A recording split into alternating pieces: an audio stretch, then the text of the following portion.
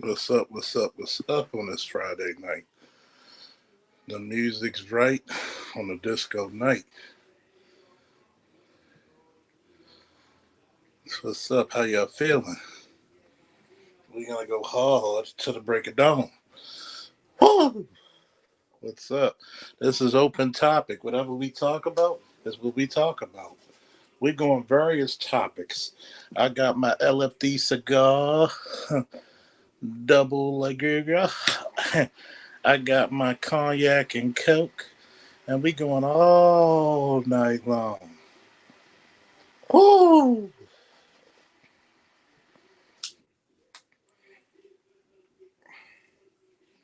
So get your friends, get your family, and let them know the man of the hour with the superpower is here. Hmm. Mm-mm-mm. I'm gonna recap on that peak headset shit real quick before I give the link out, and I'm not gonna go on a soliloquy too goddamn long. We got five people. I see two names. Guess what? Audience participation. Give me a woo and let me know you're here, even if you're a shadow viewer yourself. Come on, participation across the nation, please. See, ABM's gonna feel me about this. So is Gavin. I call Gavin my secret agent of Black Lion because he when we talk offline, we talk about some secret shit. I think ABM has my number too, but if not, I'll put it in the back chat. See, guys like Pete Hegseth are game changers, and game changers are not going to be loved when they first appear. People who change the status quo are not going to be loved. Trust me, all them fucking generals look probably 90% of them probably look down on him because they said this fucking captain is in charge of us. But guess what? He's made more strides to making the military great again than your fucking four-star Air Force general who was allowing motherfuckers to have makeup and uniform, transgender surgeries in the service. Why? LAPD SWAT, what's up, bro? He says, salute to the Ebony Lions, the tribe of Judah, the conquering tribe of Judah. Woo! That's why when you see the signal of Black Line Security, that's that conquering line up there in that upper right hand corner. The conquering line. See, you know, we got Gavin up here. We got ABM in the chat. Batting first, as they say. See, what happens when you got a grown man saying, we're tired of your bullshit? This is what I told the black community decades ago. What happens when you're tired of bullshit? When you're tired of people giving you their ass to kiss? What happens when you stand for something? What happens when the powers that be have no power in them mouth? What happens to that shit? What happens? What happens when everything you hold dear is knocked on his ass? What happens when the system is being transmutated from within? You don't like a guy like Pete Hegseth because he's young and in charge. Shout out to the Millennial Squad. You don't like a guy like JD Vance because he's young and in charge and he outranks you.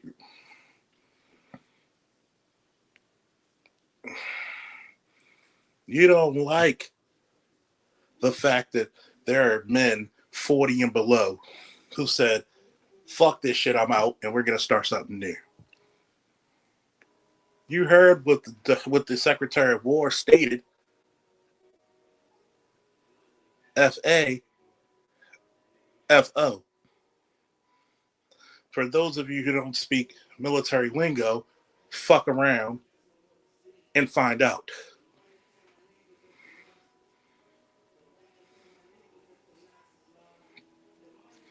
It's been a while since you heard somebody of cabinet level, besides Trump, say things that people really want to say it in the fashion they want to say it and say, we're not going back to this dumb shit anymore.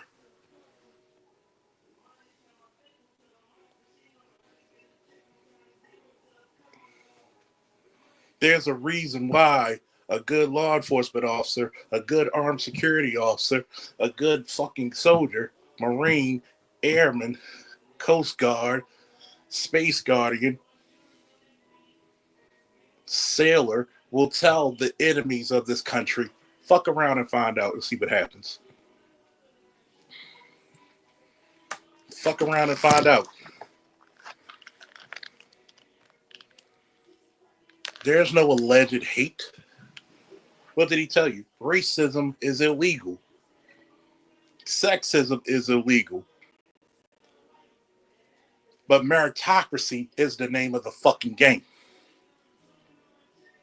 This is the reason why my channel is not for the elementary or the faint of heart. My channel is where grown-ass men and women converse. The multifaceted. The people who can live in dual worlds, if not multiple. The people who do not cry about what the state of the world is, they fucking change it on their own.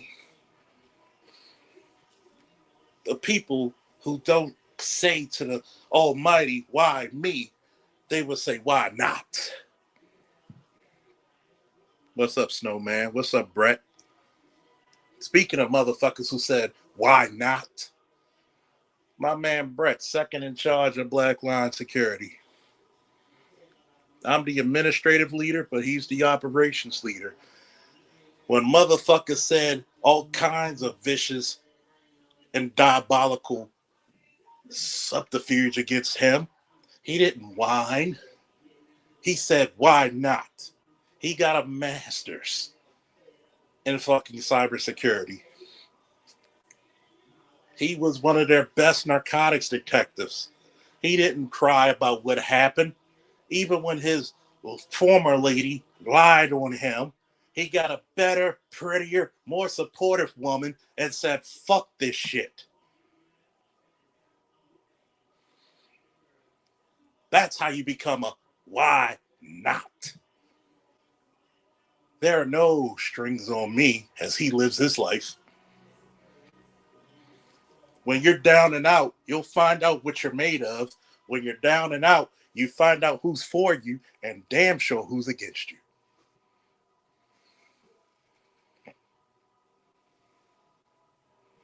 See, men of character, men of substance, men of the championship spirit don't wait for change, they create it.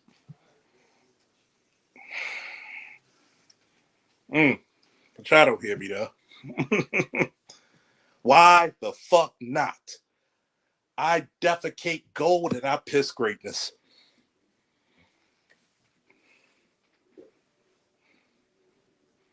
Why not? Hey, Falk, you're going up 10 pounds in a weight class. Those guys are bigger and stronger. Why not? I beat them.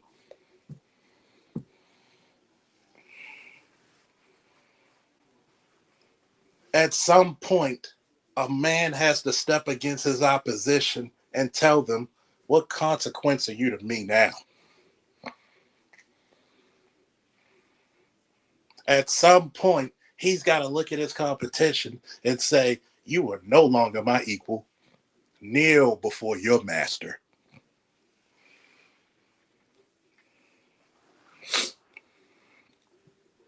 At some point, you got to go out there, and when people shit on you, you make bricks out of that bitch and build a castle.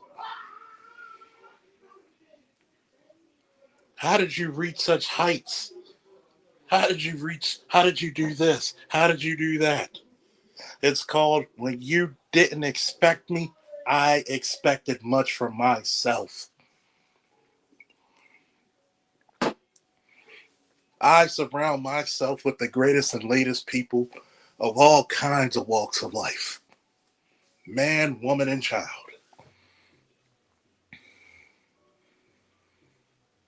Whew. People say, my wife left me.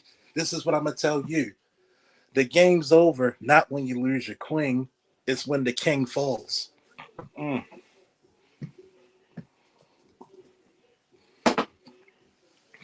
I've known men to lose both legs and they still standing. Mm. Y'all didn't hear me though. I've known men who lost both legs and they still standing. Can I get a woo for that? God damn it! Whoa! I need a woo for that one. see.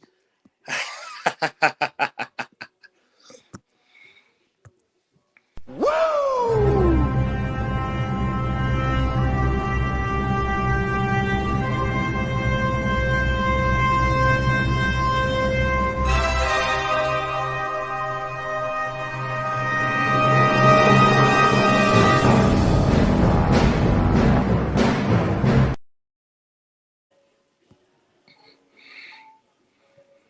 I've known men who lost both legs and they still standing firm.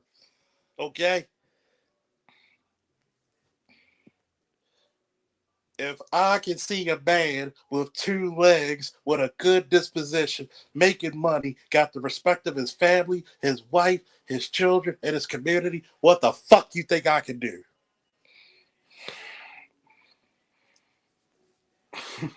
And people wonder why to be about a bitch. Did Gucci teach you nothing? There's a difference between a lady, a woman, and a bitch. A lady lives in elegance. A woman lives in femininity. And a bitch lives in disaster. Well, I'll get this little comment from people, and they'll tell me, well, Charles, what's the opposite for the men? The gentleman, the man, and the nigga. The gentleman is always going to be within his masculine frame, within his, not even elegance, his suave. He's never uncomfortable in any situation. As a matter of fact, he becomes the most interesting man there. Even when he's sitting all by his lonesome. The man is the masculine man who goes to work even though he doesn't know, he knows his boss hates his black ass. Mm. And the nigga, of course, he lives within niggatry. He lives within subpar intelligence, subpar living, subpar attitude, and subpar spirituality. See, this is the key things that men need to bestow upon themselves before you can bestow it upon your sons in the world.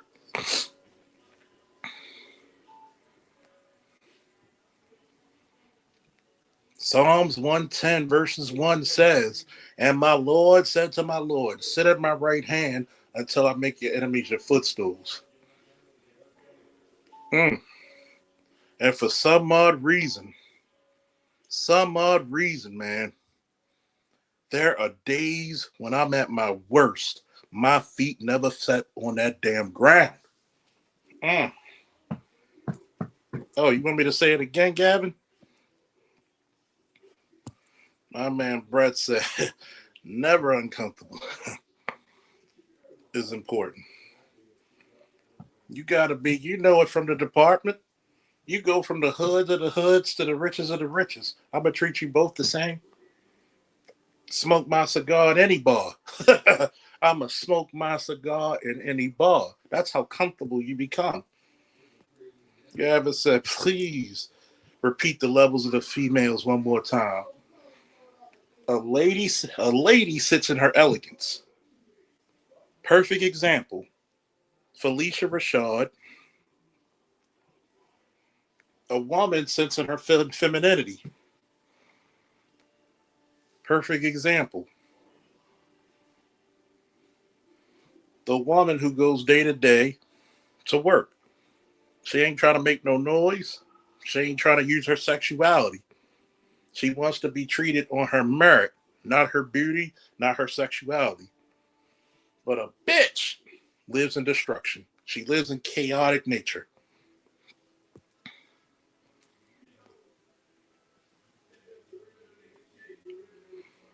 This is important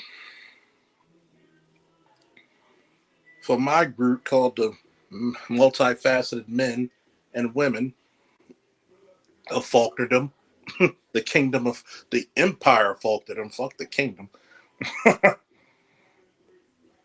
Just to let you know, little historical fact, the term King of Kings literally means emperor, which has been found 1,000 years before the birth of Christ in Persia, by the way. It's called reading. It's fundamental, niggas.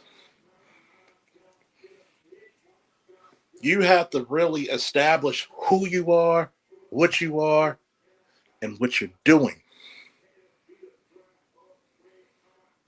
A plan, a man, and a can.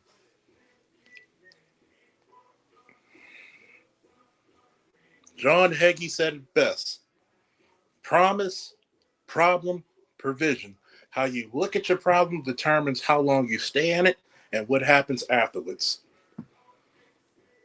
Some of us in the black community, well, most of us in the black community, feel so naked if we're not a victim. I'm here to tell you, yes, we've been victimized for hundreds of years. Yes, we're great not because of, but in spite of. Yes, it's my job to pull up those who can't pull themselves up. No, I am not going to be able to save everyone. Harriet Tubman stated it best. I've saved thousands of slaves from bondage. I would have saved thousands of more if they knew they were in bondage.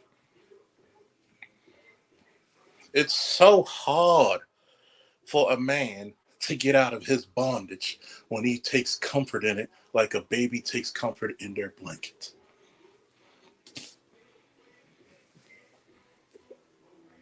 Oh, I'll never get another woman better. Oh, I'll never get another job better. Oh, I won't. Oh, whoa, whoa, whoa, whoa, whoa. When the department lied on my black ass and they took so much time from me, did I sit on my laurels? No, I created a company. I gave people who weren't even old enough to drink in this country the ability to make $100 a half an hour. Did I not, Brett? Did we not do that? Did we not work as a team and do that for them? You got Mello who's doing intelligence. You got fucking Rob doing armed security. You got so many of these young men who are being productive citizens of the United States. I don't do it for thank yous. I do it for legacy. 1,000 years from now, if I'm here or if I'm not, you will still know who I am. Like those commercials say, what's in your wallet? What's in your fucking legacy? What do you leave behind? Even if you're not dead, what do you leave behind?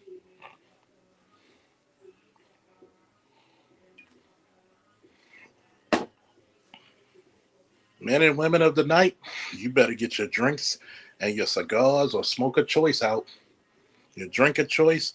Do me a favor. Everybody participate and put your favorite drink in the chat and say woo, goddamn it, woo.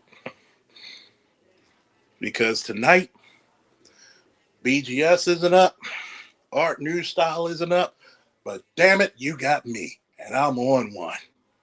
Hell, I'm on three. And unfortunately, for some of you who hate my guts, I'm my own bartender tonight.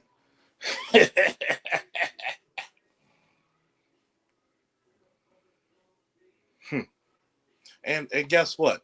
I don't mind if somebody's a detractor. Please, please, honorably Come up here and want to debate. We'll go 1-on-1. In the words of St. Kevin, I'll make your ass famous. But I know I'm not going to get a detractor to debate because I've cleaned out the competition years ago. To debate me is to debate your favorite, is to debate your destruction. Walk into it, motherfucker. Walk into it. Shout out to my boy Sean taking a good vacation up at AC. Motherfucker, bring me back some shot glasses. Shit. Oh, we drinking tonight. We partying tonight. We going all night long with the friction on, baby. Woo! All night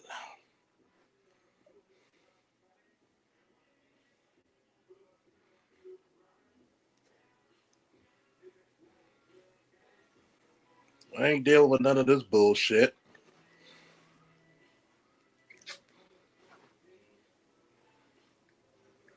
There's too many times great men have been denied their say so. Here at the Akebelon Cigar Lounge and Grill, we drink the finest and we smoke the greatest.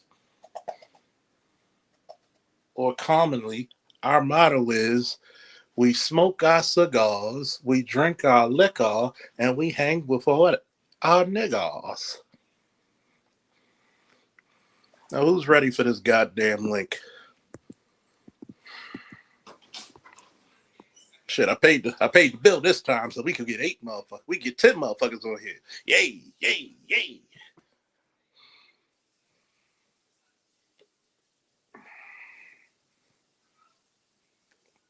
That's the link. Anybody want to join? Late night, the feeling's right. What's that song my parents used to listen to? The mood is right on the disco night. The feeling's right. The mood is nice. Yeah, my parents fucked me up with that music. Good music, though.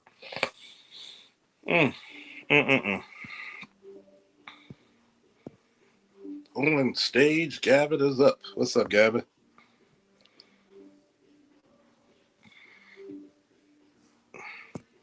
Hey, Gavin, you up?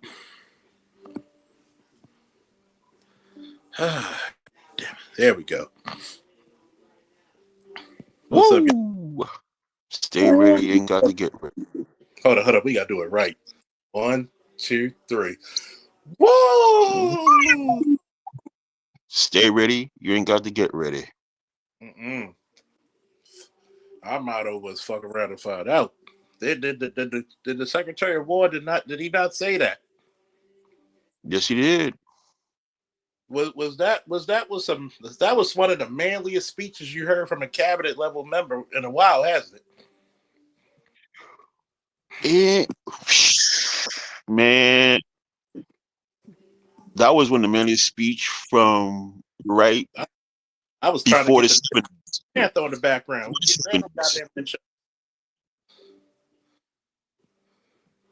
Go ahead, Gavin. Tell them what you thought. Before the 70s, that pulled no punches, took no prisoners, and for those of us who study martial arts, that speech defanged the snake. I'm the last vestiges of the old army where your bullshit was not tolerated. You know, Hegseth, Sec Def Hegseth, or Sec War Hegseth, whichever you want to call him, Sec Def Hegseth said, look, don't call it a comeback. We've been here for years. There were people, you forget, this motherfucker's 44. He's a millennial, oldest of millennials, like myself. We're the ones who had to fight 20 years of the war on terror. We're the ones who got sick of this shit. That was the last generation that said, in mass droves, I don't give a fuck what the political landscape is. That 9/11 shit wasn't right. Yep. They invoked the strength of their great grandfathers and some grandfathers of World War II, and they said that shit wasn't right over there. What did they say? Evil persists when what? Good men do nothing. You had a whole 8 years when men did nothing. And some of these cabinets, you forget. Some of these cabinet heads are oldest of millennials. This is the first time in history millennials held such high power at one given time. The world's going to judge us. History's going to judge us. What the fuck you do with it? Come on. I know Gary ain't the only one coming up to the itch. Come on. Come on. We support it like PBS. We're supported by members like you.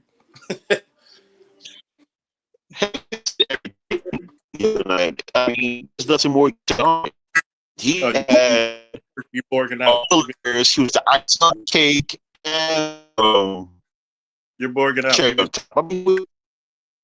You're borging out. Can you hear me now? Much better. Hold on. Much better. Yeah. Heg said nothing more can be said to be added to it.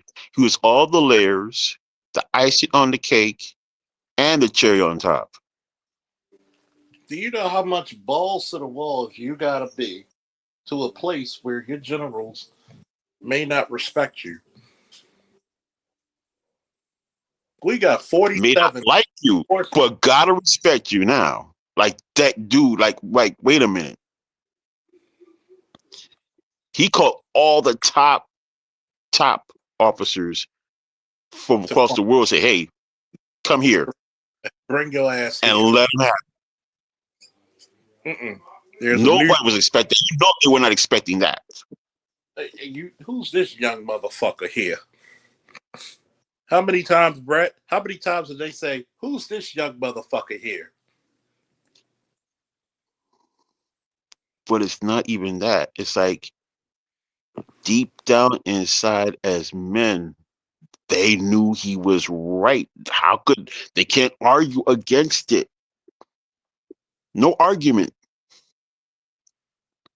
And if you do argue against it, it shows how much of a failure of a leader you are. Thank you.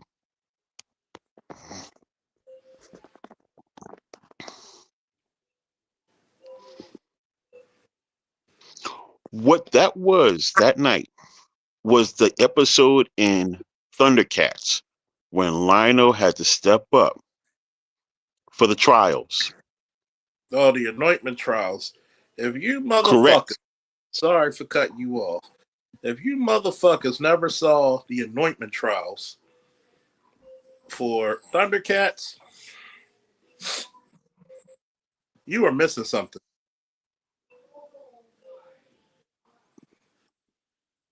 That was it right there. Yes. Lionel had to prove himself to be leader of the Thundercats. He was a royal birth, but he had to prove he was of leadership quality. That he deserved the position. Before God and grace go, I must prove myself. See, this is the problem with modern day leadership and modern day parenting. You know why your father had to be in the best shape of his life when your boy became a teenager? Because every male that you sire or you train is going to try you. It is your job to put them back in reality.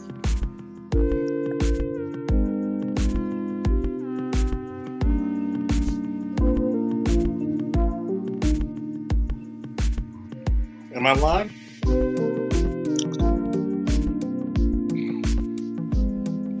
Tell me where I'm lying, folks. Y'all can interact. Y'all can talk. I have no problems if a motherfucker in my chat or panel disagree with me. That's why this space is open. This is open night. This is the reason why some of your favorite content creators cannot challenge me on certain subjects. Not even Brandon Tatum can challenge me on law enforcement because I did it 3 times longer than he did in a much more dangerous city than he did. And he was not military. If I wanted to coon out, I would be better than him.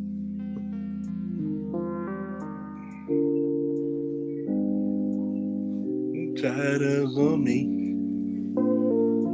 See, the problem with a lot of this shit is that we fail to know what a leader is. A leader's not afraid to make a decision, and he's not afraid to fail. Because out of failure comes innovation. I quote probably Marvel's greatest villain, Dr. Doom. I don't know losses, I only know setbacks.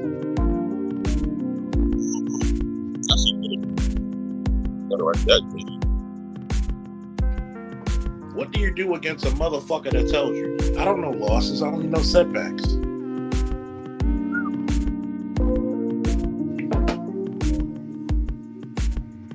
How do you hurt him?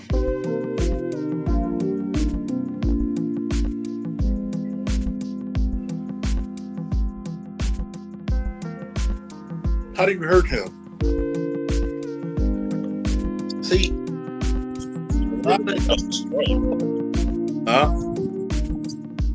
you can't.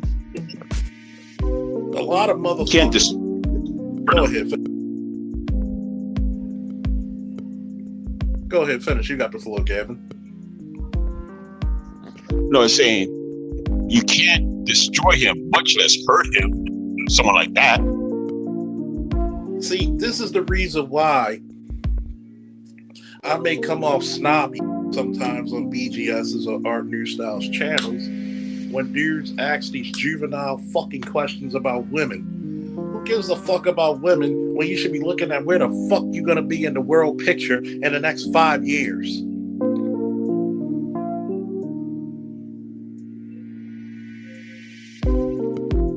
If a woman don't follow your lead, leave her to the wilderness. The ones who do, pick them up. You know what the fucking unit patch in fucking Fort Benning, Georgia is? You know what it states, Gavin? It says, follow me.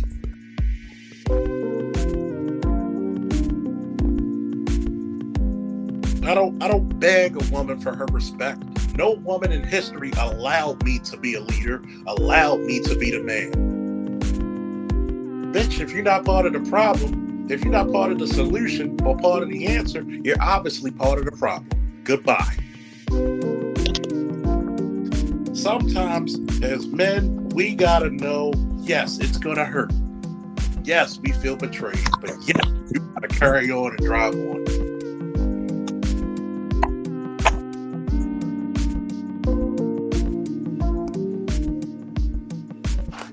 Better days and better victories are here to come. For a lot of you who are not 50 yet, a lot of you who are not even 40 yet, your greatest victories aren't even here yet, nigga. Did you know that?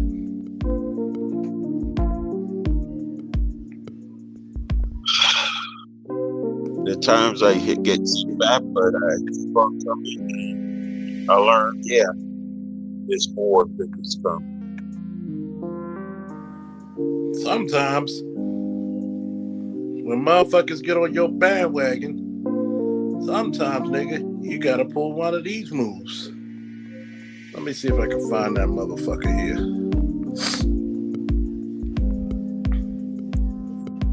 Sometimes people get on your shit.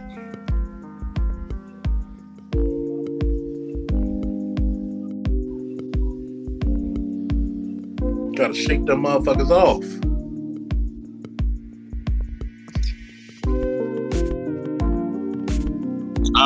As you see that, Thundercats, after the trials, the next best episode, or probably tied for the best episode, when Jaga, or the spirit of Jaga, faced the spirit of Gru. Murder the Destroyer. I love that action figure. I gotta get me a Jaga figure now.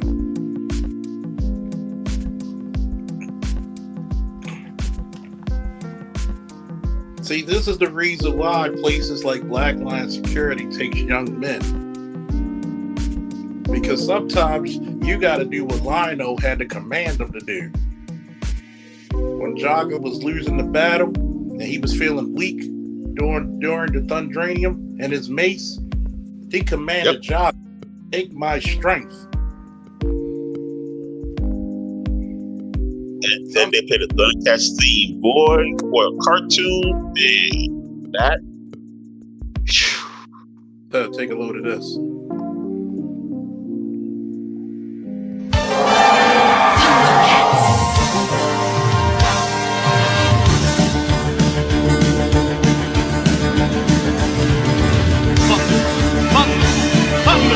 Thundercats!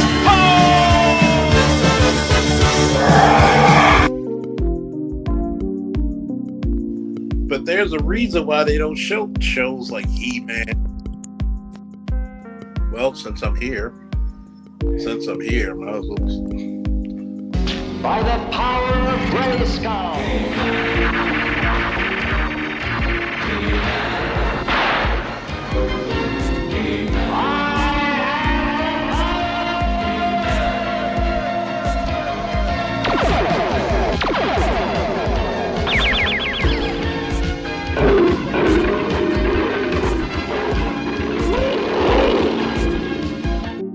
Glad you said that, Lex, or how the hell do you pronounce it? I'm glad I have the power. Imagine a whole generation of boys and girls being taught I have the power. Now we have generations of boys and girls being taught I have the ability to be a girl or a boy. There's a reason why they didn't want you to have. Think about the heroes. The most manly cartoon my son said that he had was Ben 10. What? And I like Ben 10. But when I grew up, there was a plethora of manly cartoons. You had G.I. Joe, Silverhawks, Thundercats, Masters of the Universe, He-Man and the Masters of the Universe. You had fucking Superman, the 80s cartoon. You had Danger Mouse. Hell, Darkwing Duck, DuckTales. Gargoyles is a fucking classic. You had so many of these cartoons that made boys, especially, feel powerful.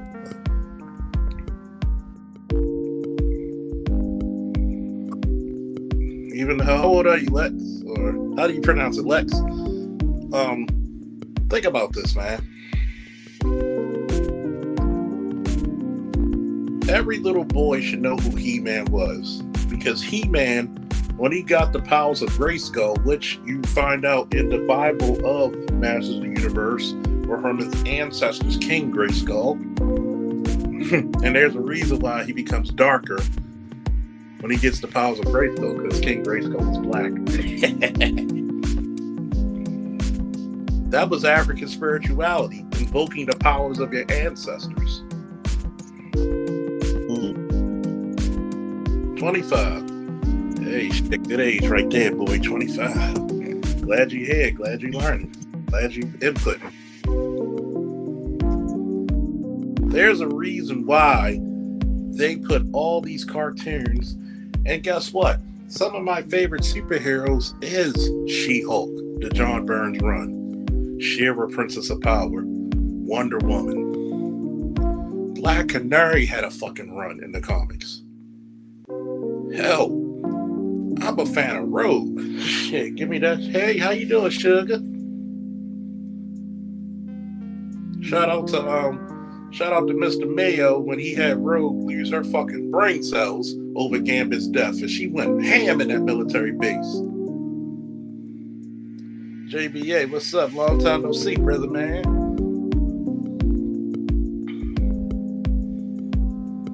What's up, brother? How you been? Hopefully blessed. You know, fine, blown and dandy. With a chick that is named Sandy. Shout out to Crucial Conflict. Everybody acting shy. Come on now. It's Friday night. Saturday morning. Yeah, Magic was badass. Magic became so popular because for the first 20 years of her existence, she was a background character to her brother Colossus. And she became so popular. Look what happened with Marvel. What is it? What's that game? Marvel Rivals. What's up, bad hombre? Ladies and gentlemen, we gotta do it right. Bad hombre back in the house. Hello, can you hear me okay? You are perfect. We gotta do this for my man before he comes up. Now for a lesson. You may have heard these words before, but I'll teach you what they really mean. Go beyond! Plus!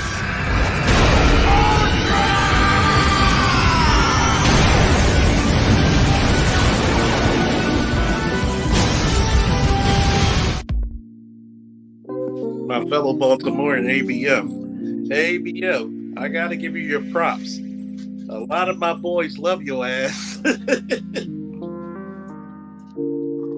Can I just make a really quick comment? Go right ahead. I saw, like, in a video on YouTube, you were playing, like, a loop of Black Panther. This is going to sound like a rant, okay? That movie was bullshit. And let me tell you why. The movie version of Black Panther versus the comic book of Black Panther, they actually tried to turn him into a clown, almost like they did Thor. In the comic books, the Dora Milaje, they're not even allowed to speak to him. No. Those are her servantful wives. That's the closest to a secret servant to him. Not the army.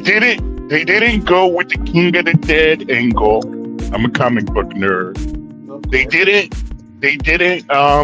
hype up his intelligence because Tony Stark has always said that the two smartest people that he knows are Reed Richards and T'Challa. They didn't talk about how wealthy he is. In the Marvel universe, he's the richest person on the planet. Imagine his sister gave him the middle finger in front of everybody. That pissed me off. That pissed me off when I saw that. Like, come on, really? Was another disrespectful thing that nobody picked up on. Infinity War. When she talked down to Bruce Banner, who's the world's foremost authority on gamma radiation, if she was really a science nerd, she would be enthralled to be in his presence. Okay? I'm a wrestler, a damn good one. But when I met Jordan Burroughs, man, Jordan's younger than me. And I was like, dude, I'm trying not to nerd out. And this is right after he won the Olympic gold medal. I said, you know, you made our people proud. You know what Jordan did? He turned to me and smiled and said, man, I appreciate that so much. You give the praise to people who earn it. And that's what I'm talking about. You give your brother, who's the sitting king, the middle finger. He can execute you. Why do you think the beautiful part about that scene was when Angela Bassett's character, the Queen, jumped in her ass? You notice how quick she jumped in her ass even without looking at her. in the comic books, his mom, they hyped that up for the movie. Again, she has no role because she's just the king's wife. She shuts the fuck up in the comics. Now, like I said, this is just a rant She has because they power. did T'Challa wrong. She has power, but she knows her place. But she gives because she's former Dora Milaje. But she wouldn't. But even in the movie, they had to correct that shit because first of all, you do know your brother had to go do battle to get this title, right? Both times. Black Panther and to be king. You do know. And this is the part people forget. And this is the one thing I question with black people. Y'all ready for this controversial term? Yes. Hold your hats, because I'm about to be a little controversial. Y'all hear that? Had to pour me a drink.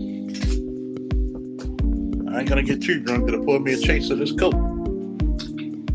Here we go. I can hear that.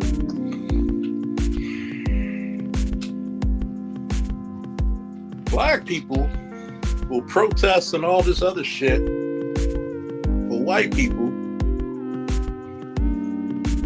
but you scared shitless of your neighbor taking your brother's life.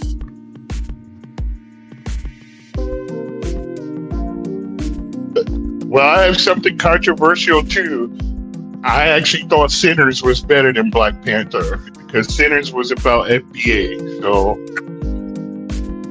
yeah, I like Sinners better than Black Panther. I like Hey, hold on for a second. Hey, Charles, what did you mean a minute ago when you said your boys like me? Oh, they like the shit you talk.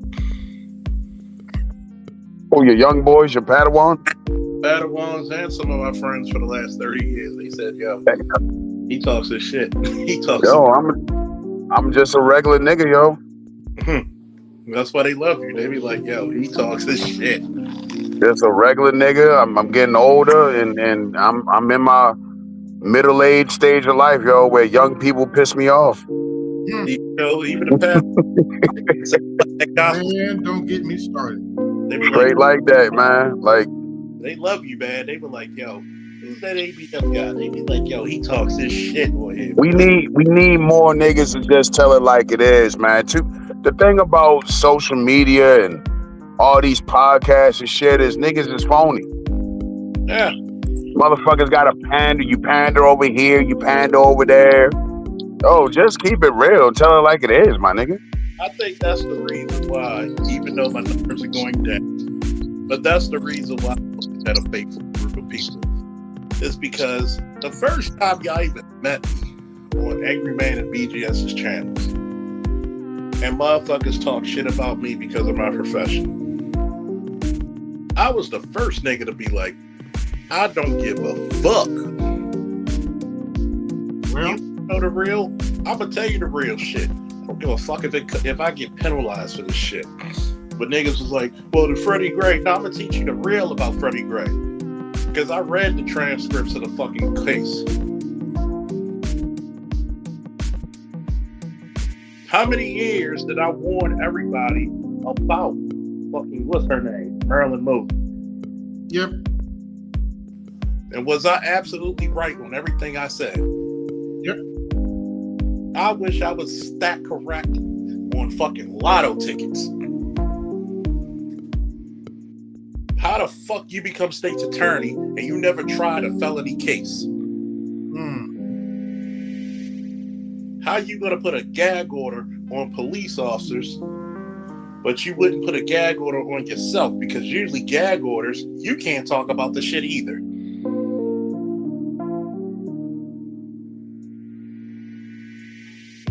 See, this is the reason why a lot of those generals don't like a guy like Pete Hegseth. Yeah, I'm gonna talk about tomorrow too.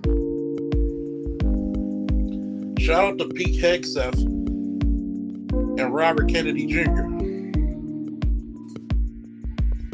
You know why? When's the last time you seen a sec death and the food and health administrator go do pull-ups with fucking soldiers and Marines? Go on runs with them. Well, When the last time you seen it? I've never seen it. Till this year? Why do you think he said we're done with that bullshit? Time is over. The other country ain't playing with you. Don't talk about, well, black men got big. Guess what? They make trimmers and they make close shavers. Guess what the fuck I had to shave with? I never had a beard in the military. I get the same shaving bumps as any nigga. Okay? Don't make an excuse for what I had to go through.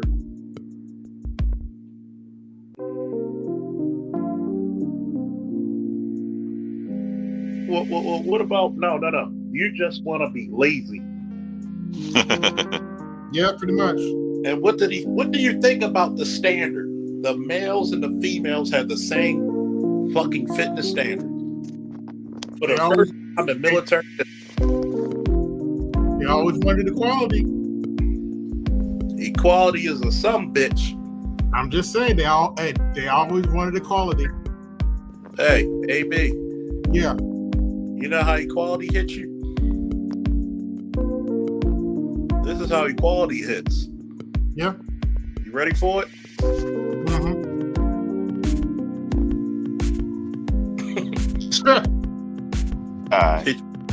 Hit you just like that. Or it can hit you like this. Ma!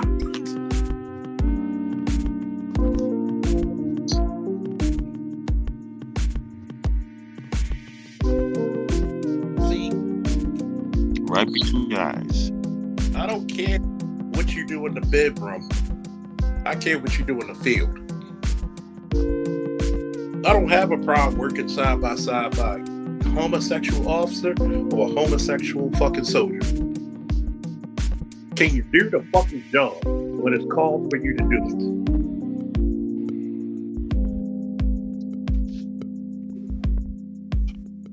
I don't care if you're a male or female. Are you capable of pulling my big ass when I'm wounded and patching me the fuck up so I can either A, get treated by the surgeons, or B, go back into the goddamn fight?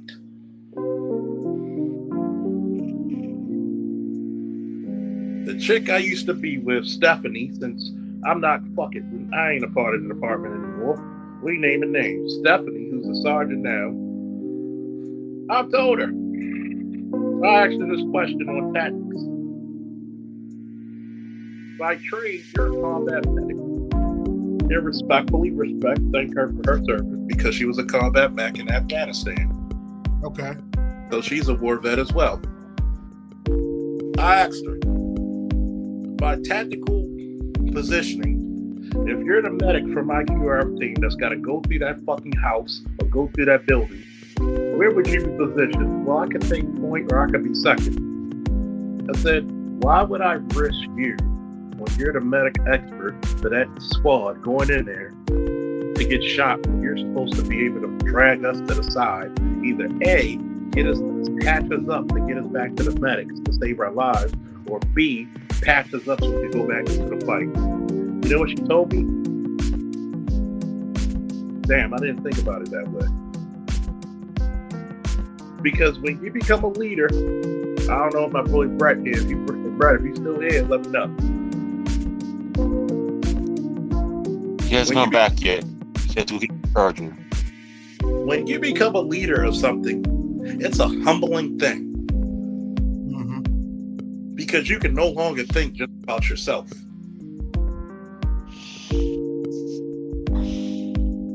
Brett, I tell you, this was my second in command the second time we went to BlurredCon.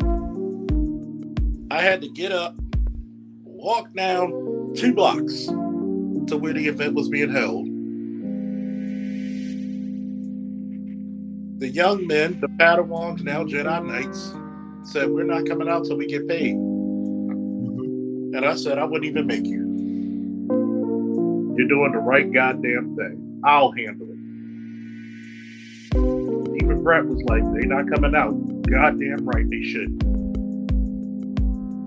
And I told Hilton, we kept our promise. What about you? 15 minutes, that shit hit that fucking account.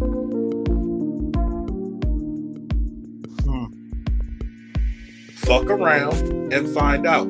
If we don't get paid, guess what? We're like any other fucking civilian. We're gonna party till it's 1999 again.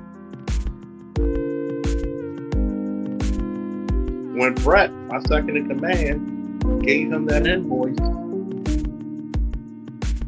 this is the stupidest part about black people. If I ask for $10,000 for protection, and you have celebrities, that's actually being cheap because most companies will charge you $25. And when you actually have to pay $10,500, you would have came out cheaper if you took our first price.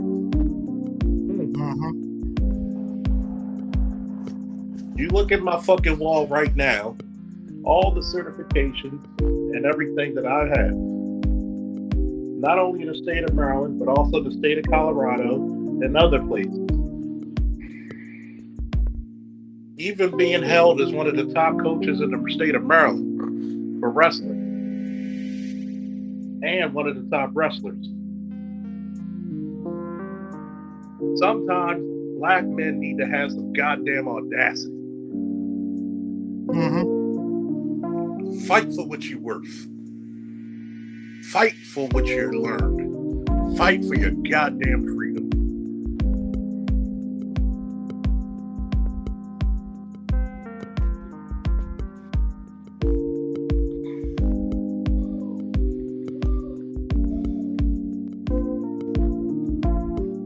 Hello.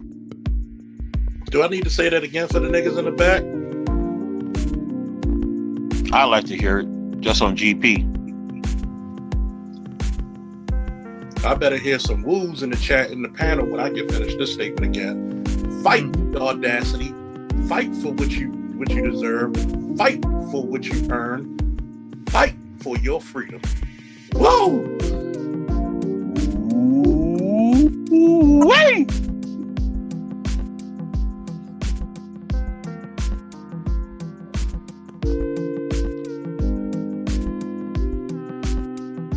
See, a lot of you take shit on the fucking humble. I'm not a humble individual. I'm modest, but I'm not humble. I know too many good damn men, hardworking men in this space and even in my real life. Hell, some of you are part of my real life.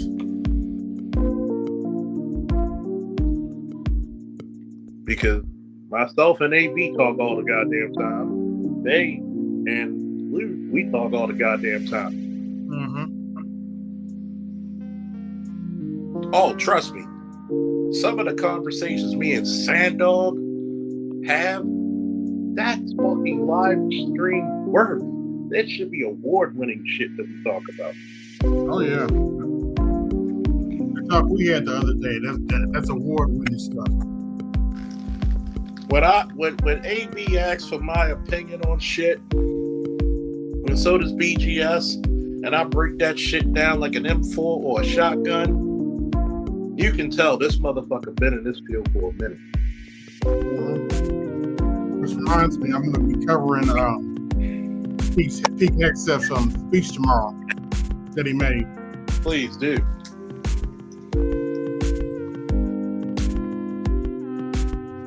Because I'm going to tell you what, I have no qualms what he said. I don't either. Because it needed to be said. And I know some of them generals don't want to listen to him, but they have to. Because he outranks you. Yep. You know what they call the SecDef or the Secretary of War or the Secretary of Defense? They call him the Junior Commander-in-Chief. Because he's going to rewrite Why do you think Trump put him there? Because he had the energy and the know-how what needs to be done. Yep. He's not walking on eggshells either. We're not walking on eggshells. And guess what? I don't see a motherfucker who's gonna beat JD Vance 3 years from now. Nah. Look here. Here's the thing. It's like he said. It's trimming the fat.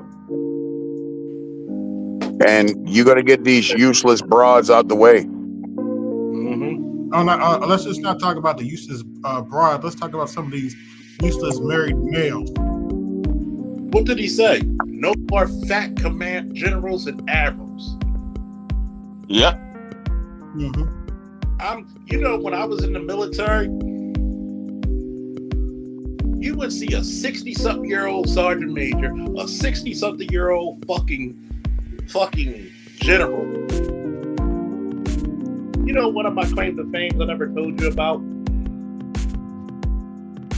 and I wish I never lost that coin. You know, I had the pleasure of doing, at the time, one-arm push-ups with the sergeant major of the Army. And I had the audacity to ask this motherfucker before we went to Iraq, Sergeant Major, can you still do one-arm push-ups? He said, how about soldier? I said, I won't even take off my gear, Sergeant Major. And we got with it. One arms.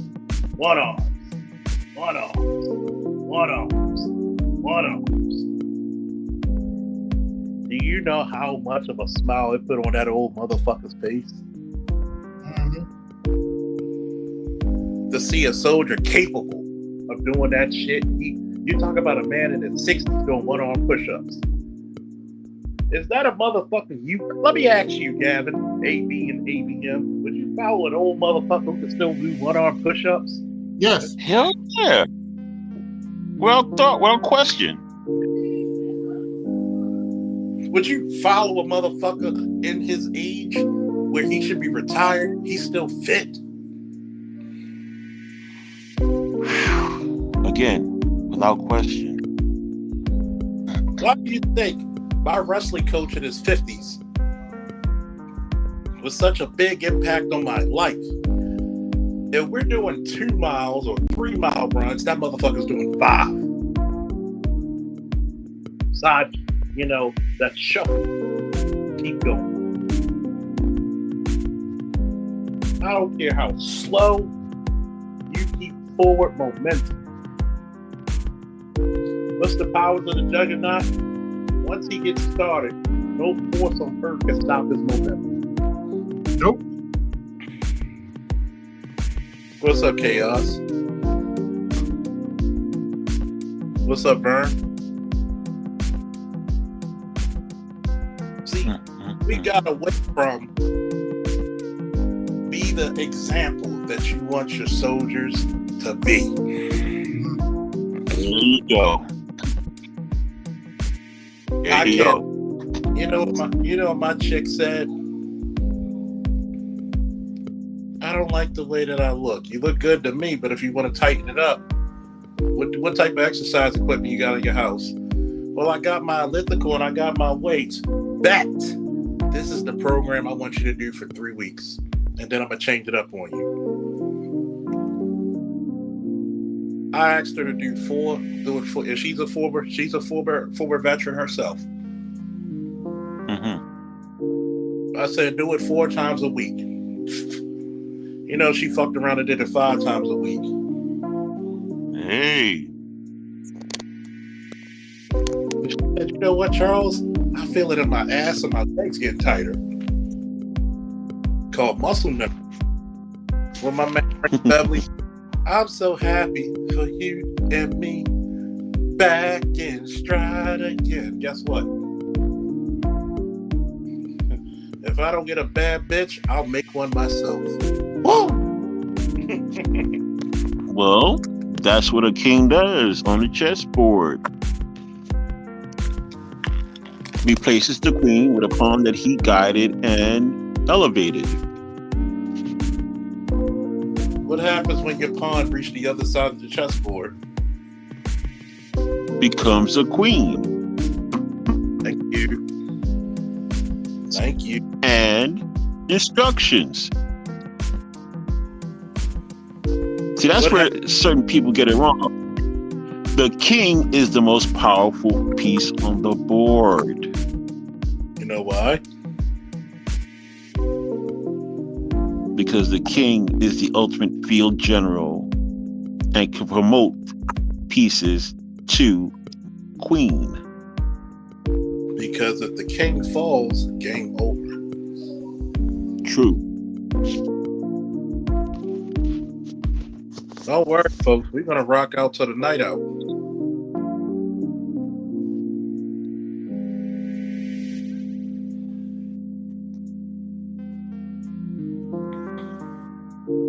Is it You too know, early another to say bit of free Diddy?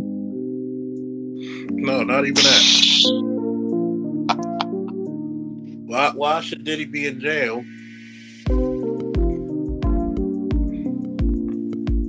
Why should Diddy be in jail when you found out that bitch was doing more to coordinating than him?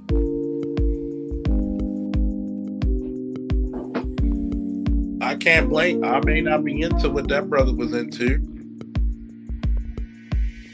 but you can't help a man who had vices. He didn't force not one person, did he?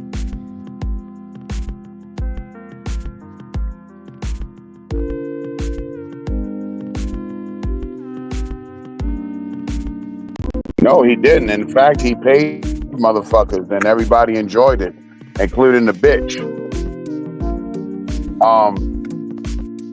But see, to me, it's a deeper thing here when it comes to black people and how you accept the government all in your fucking business.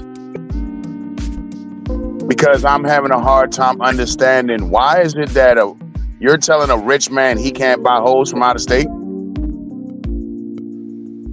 and provide transportation for said hoes to come to his house and then engage in sexual activity in the privacy of his own damn home.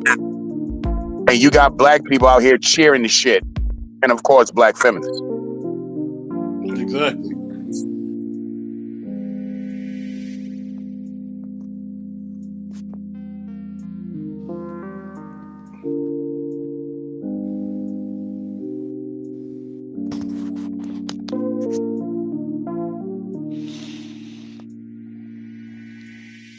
Me, it just seems at one point, which we're not aware of, he overtook this bound with somebody, and now they're letting him know he needs to be spanked.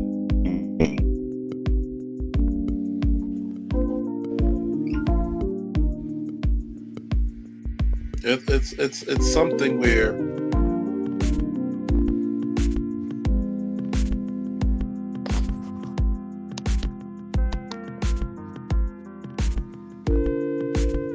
it's something that needs to be said.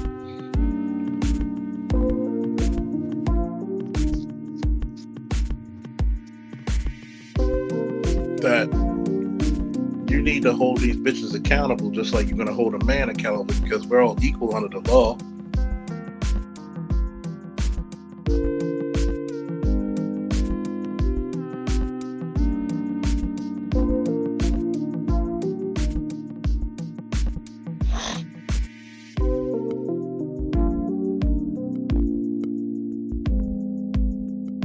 I have no problem with that. Just like if you have a woman who passes the PT test at the same level as a man, you know what you're supposed to do? The same thing you would do to a man. Shake her hand and pat her on the back and say, "Welcome to the fraternity, soldier." Right? True. And now that's going to be the case. You're supposed to protect her at all costs because she's one of the brothers. She didn't use her femininity or her sexuality to get ahead. She did it from the earnest part of her heart.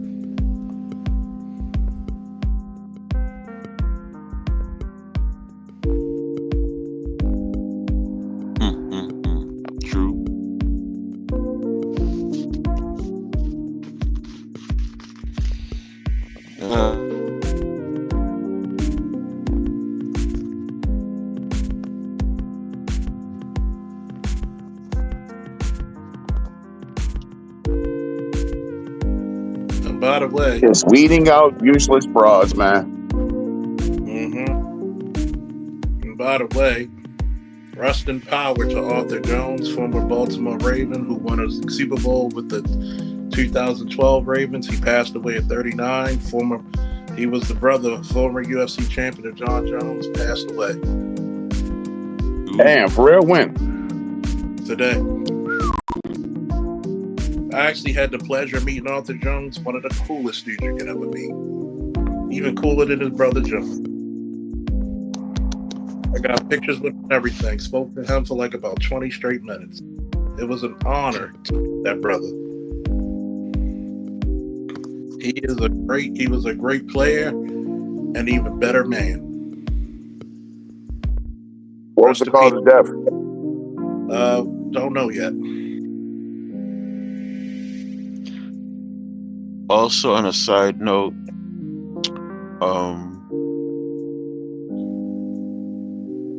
word of silence, or how you want to do it, for a fallen soldier. A couple of days ago, one of the last, if not the last, Tuskegee Airman passed away. The elder became an ancestor, Colonel Gerald Henry. So Colonel Henry, Colonel Henry, we give you this salute. 100 years old. We give him this salute.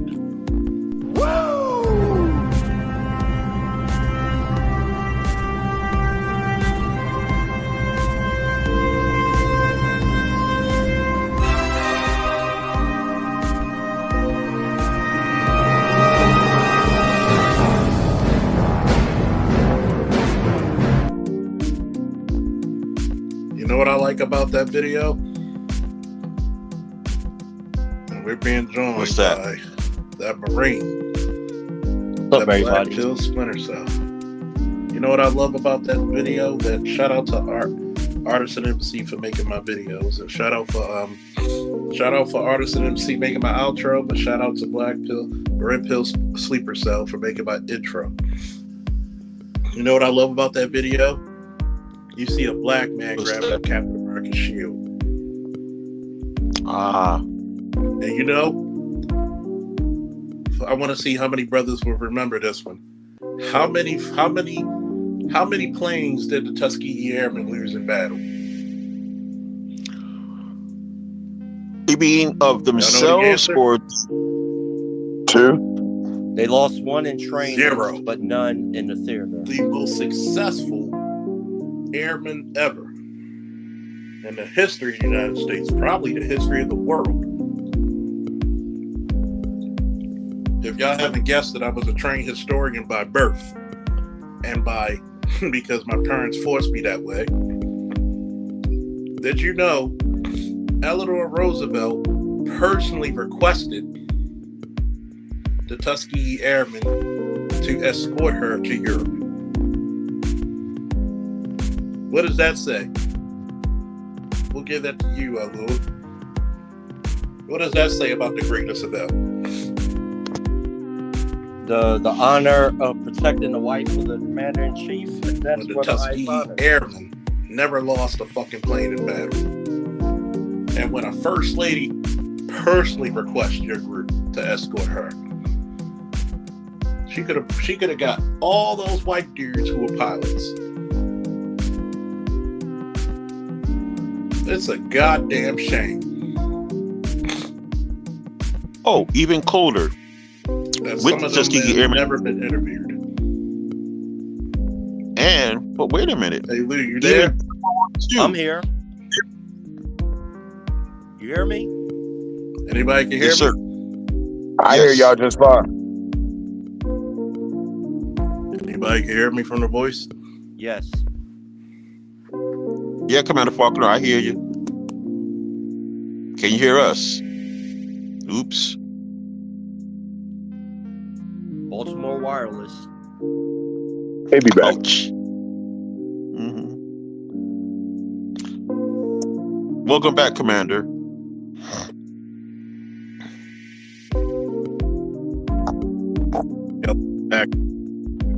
YouTube friendly.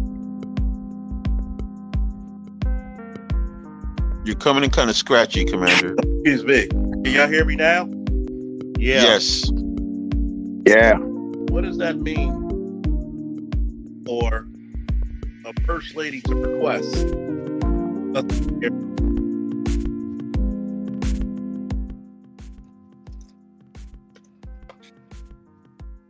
Commander, your audio went out again. It's on the blitz. What about now? Good. Perfect. Right now it's good. What does that mean for a first lady to request airmen, black airmen, out of all the white pilots ever? And by the way, wouldn't the Tuskegee Airmen, I know APM was really, I know you're probably going to be the first motherfucker to quote what I'm about to say. Doesn't that contradict what Charlie Kirk said about black pilots? Better than that. Do you realize that before the Navy had Top Gun, the Air Force had a Top Gun competition in 1949? And who were the very first winners of that Top Gun competition? Please inform us. The Tuskegee Airmen. That is probably They won. Oh, go ahead. I'm sorry. I didn't know you were finished. Not only did they win the competition, they slaughtered the competition. It wasn't close in points. And they did it with already outdated aircraft. Mm-hmm. And what did the Air Force do? Because this is when the Air Force, remember, the Air Force was created in 47. This competition was in 49. The Air Force took the trophy and kind of somehow lost it or misplaced it for decades. This is the reason why I told so many black men this is important for. This is the reason why I told so many black men it is important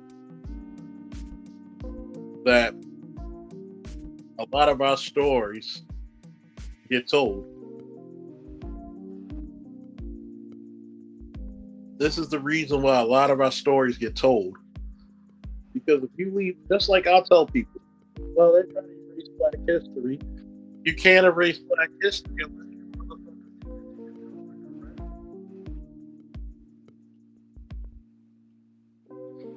Commander, we lost you again.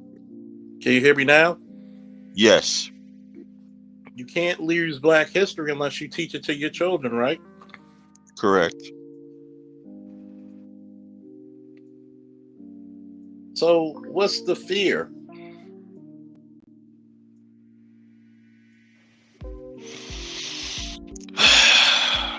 The fear is lazy motherfuckers won't teach their children history. They need the very white supremacy that they bitch about so much is the very white supremacy they depend on to do everything for them. I had this conversation like a year ago with somebody. Oh, they're taking black history out of school. So, You know, honestly, what do that got to do with you teaching your kids? Can I contribute something right quick? Nigga, Please. Honestly, this generation now, they're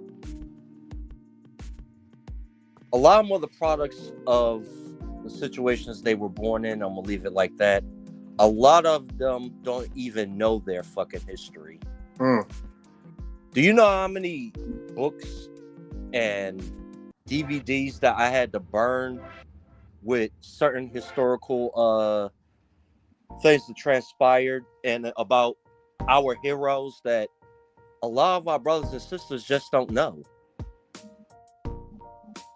Honestly, I'm Gen X, so I mean, where you had the hype with Public Enemy and all that, where it was popular, it was the fashion of the day to be proud of who you are and to research because of Public Enemy and Black Sheep and Poor Righteous Teachers and all that, all those groups, we had the bookstores. We used to go and buy the books and look up the stuff that they were rapping about with KRS-One, X-Clan and all that, and being introduced to John Henrik Clark, Josephine Yakimen, Dr. Leonard Jeffries, Professor James Smalls, Dr. Runoko Rashidi. These kids don't even know who they are. Shout out. Go ahead. I'm sorry, I cut you. And they were and they used to do these lectures like, John Henrik Clark in the 70s and 80s. And that's 40 years removed, that gap. And a lot of us thought, it would not surprise me if you talk to a brother or sister that they don't even know who the Tuskegee Airmen are. You know what's even sadder? Two of the books I carried with me in Iraq. The Rise and Fall of Black Civilization by Dr. Chancellor Williams and the ISIS Papers. And who was that by? Dr. Cresswellson. When dude saw my book list and my music collection, because in Iraq we had MP3s, but you didn't have them out as readily available as we do now. Or downloadable music like we do now. Imagine how many white boys, Hispanic boys, and black boys came to me. And they came to me and was like, what's this book about? And I give credit to this one white boy, Mustician. And he asked me this one question. Young dude, why is there so much angst between black people and white people? And believe it or not, a lot of young white people don't know. Ladies and gentlemen, we got an Otis sighting. Ain't nobody came here to see you, Otis. What's up, Otis? And I had to sit down and tell him, I give y'all permission in the chat. And if anybody need a link to come up here, please. This is y'all Friday night. I'm just filling in for BGS and Art New Style.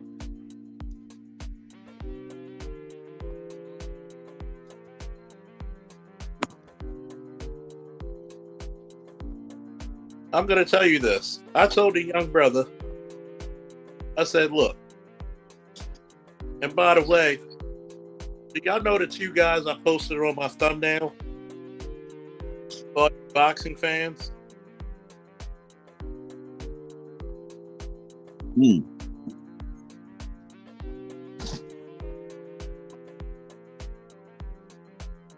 I'm waiting to see if anybody knows who those two boxing legends are.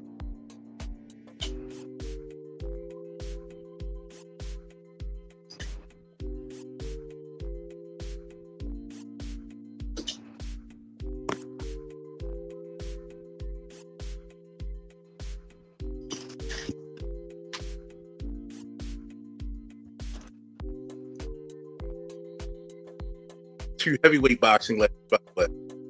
Give y'all a clip. I told him the reason why there's so much angst is because, one, you never had to grow up living in two worlds.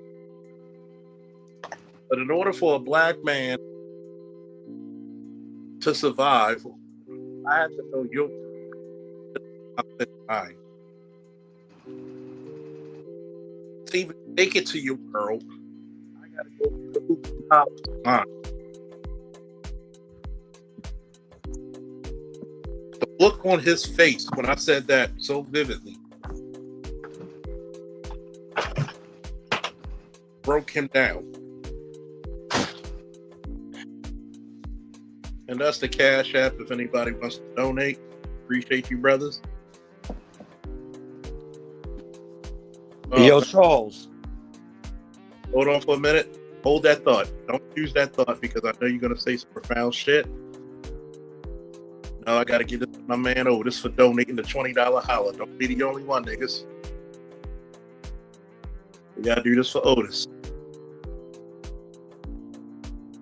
By the power of Grayskull.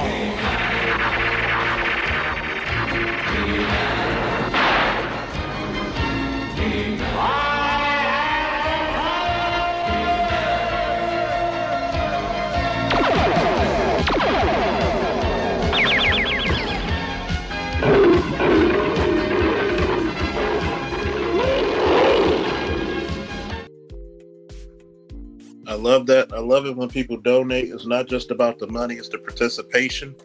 And a lot of people won't admit this, who you donate to. You never know what type of times when you're on. Shit, that could be gas money. That could be toilet paper money. That could be food money for some people. You feel me? Oh yeah. Hell, that could be a pack of liquor and cigarettes to keep from killing a motherfucker on a job for some people.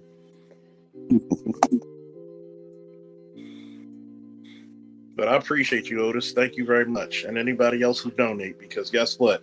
From the bottom of my heart. And oh yeah, Vern. Oh shit, Vern. Shit. Forgot to salute you too. Hold that thought. Now for a lesson. You may have heard these words before, but I'll teach you what they really mean. Go beyond.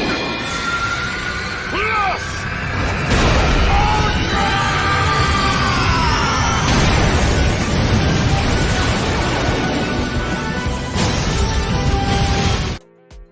Thank you as well, Vern. But go ahead, Red Pill. I'm about to take it down. I gotta get ready for work.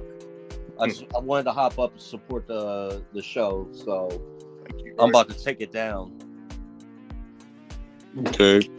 Always a pleasure to see you up here, Marine. Peace. Red Pill, thank you for your service. Giagami on this bitch. What's up, Giagami? See, a lot of motherfuckers don't understand. Anybody who wants to join the conversation, please come up. We here all night. Unless some chick with a big butt coming up here, I'm here. I'm all night with you motherfuckers. But you know me. Shit, I'll do my business and I'll let y'all talk and I'll get back on. It ain't the first time. I'll just say that. I'm so terrible. No, you didn't. And ask BGS on his live stream. He knows. Let me put it to you this way. There's a lot of times that people up there don't understand. There's shit that we get into that as a black man, you gotta understand. We don't ask anybody for a chance, a greatness. We ask for a chance to prove our greatness. Does that make sense? Segue. Yes, it does, because after broadcast is recorded, this is going to be again for the youngins coming on later, the next generation, and the generation after them. Earlier, I mentioned the Tuskegee Airmen and the first Top Gun competition. You're boring for a minute. Give yourself a second. Sorry? Now you're clear. You're clear now. Yeah. So earlier I mentioned the Tuskegee Airmen and the very first Top Gun competition. For posterity, since this broadcast is being recorded and for the next generation, have you ever heard of the Golden 13? No, please inform us. All right. Again, World War II. We had the Tuskegee Airmen, but in the Navy, in history up to that time, there were never any black men who were officers. So, once again, they decided to change that and offer a group of black men officers in the program in the Navy to become officers. 16 black men stepped up.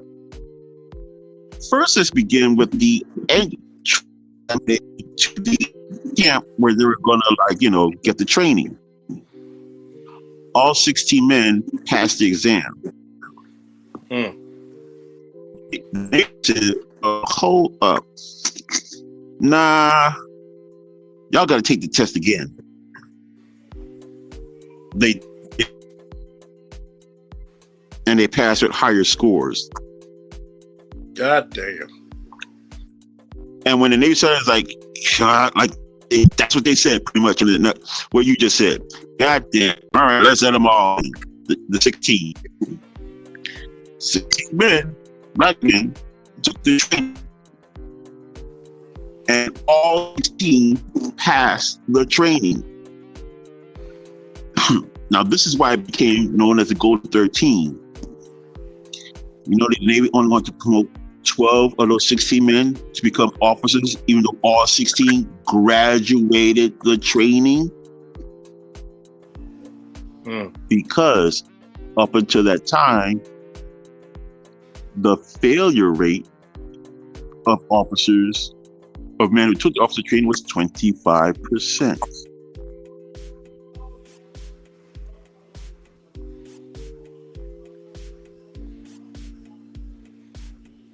How is it going to look when the first time you let black men take the training, all 16 pass? When in the history of the Navy officer training, white officers. It looked like you the best of the goddamn best. Navy didn't see it that way. So why they call it Golden 13? 12 were allowed to be ensigns, and one of the remaining 4 was allowed to have the rank of Chief Warrant Officer. Chief Petty Officer.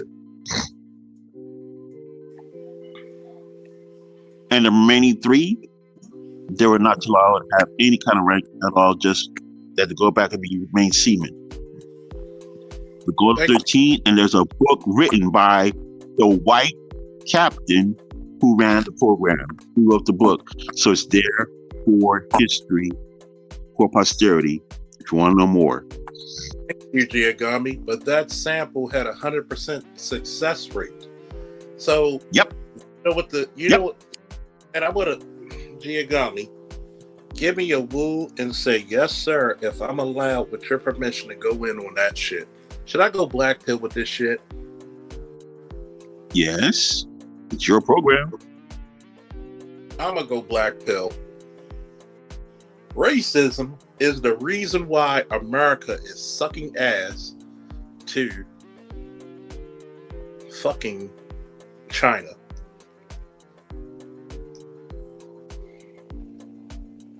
Racism keeps you from innovations.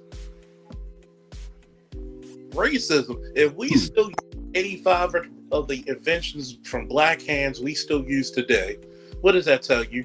It's something about these black motherfuckers that keeps us ahead of the fucking world. If we invest in the black boys and black women, we would be ahead. Black boys. Especially black boys. Yes. A gold tax member at that investment year. Your program would say, we took the people you thought were the most uneducated, the most underachieving, and these motherfuckers are officers. That says our program proves without a shadow of doubt we're getting the best of the motherfucking best.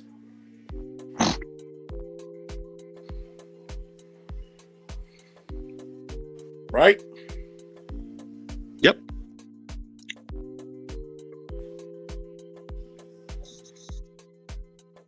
That says... Matter of fact, go ahead. That says these men passed at 100% success rate. We retested them and they scored even higher. These are the most underprivileged people in our country. That shows you how great we are. That would have been white folks' bragging points to the world. Oh, heck yes. But because of your hubris, because of your ego, because of the evil in your heart, You couldn't stand that shit.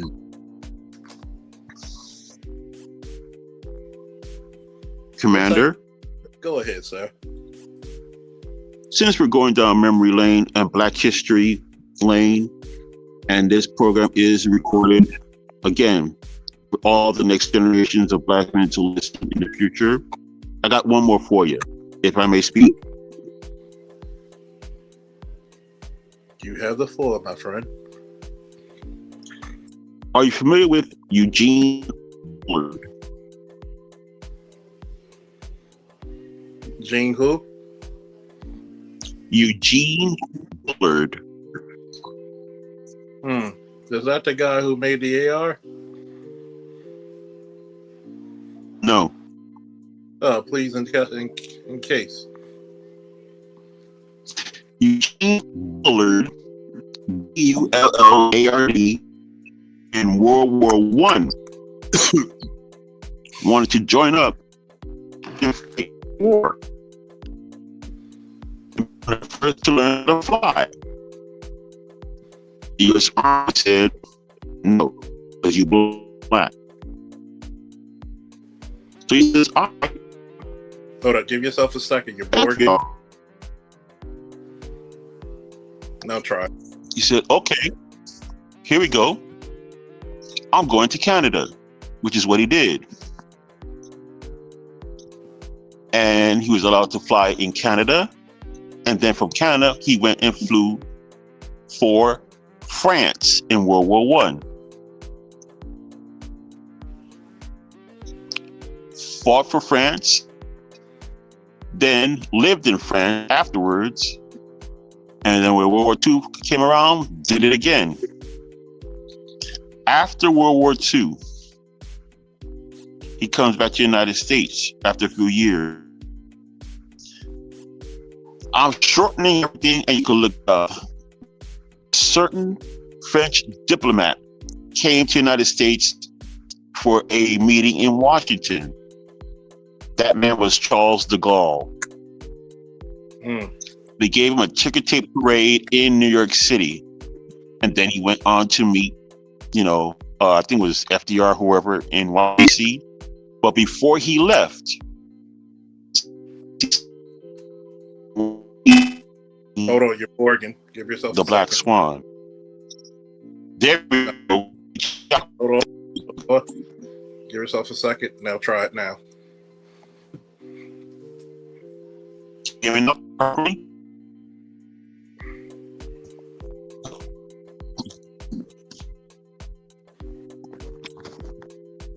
Now repeat what you said about a minute or two ago. Yes. So Eugene Bullard fought in World War One and World War II for France.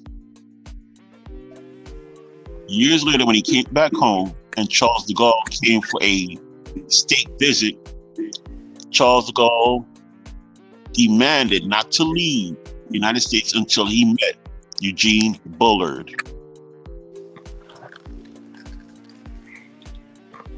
The Americans did not know who he was. They had to look for him. He was a elevator operator in Rockefeller Center. How the fuck? Excuse me. I had to throw something real quick. How the fuck? Go ahead. You let war heroes? Yeah, I'm sorry y'all heard that. No, this is real. How the fuck do you allow one of your a war hero, a world war hero, be a fucking elevator? Continue, because that pissed me off.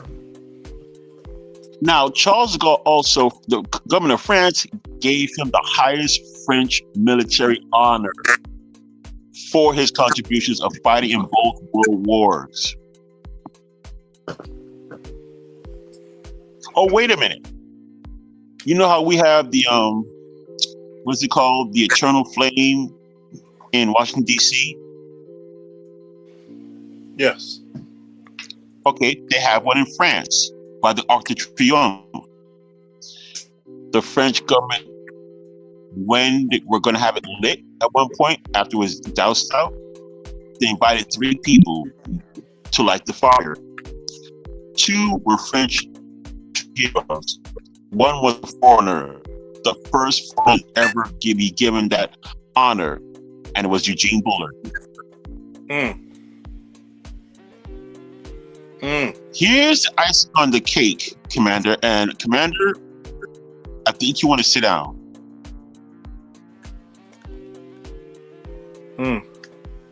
Let me know when you're sitting down. I'm sitting down. Okay, here we go.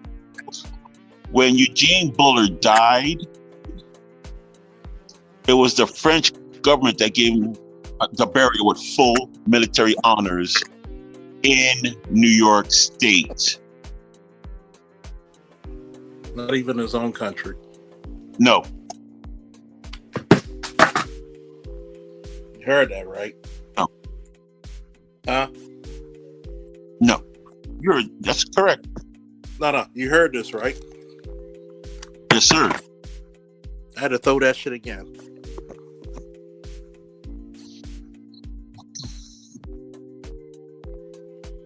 And you wonder why, being a black male in America, you just angry. What's up, T. Riddler? This is if you're not pissed off in this country, shout out to the fucking Black Swallow. Think about this. If programs like this didn't exist on YouTube, would you ever hear about these characters and these legendary men and women? How does a group of black women, what is it, the six 888, I believe, do something that white boys couldn't do in 3 years? They did it in 3 months.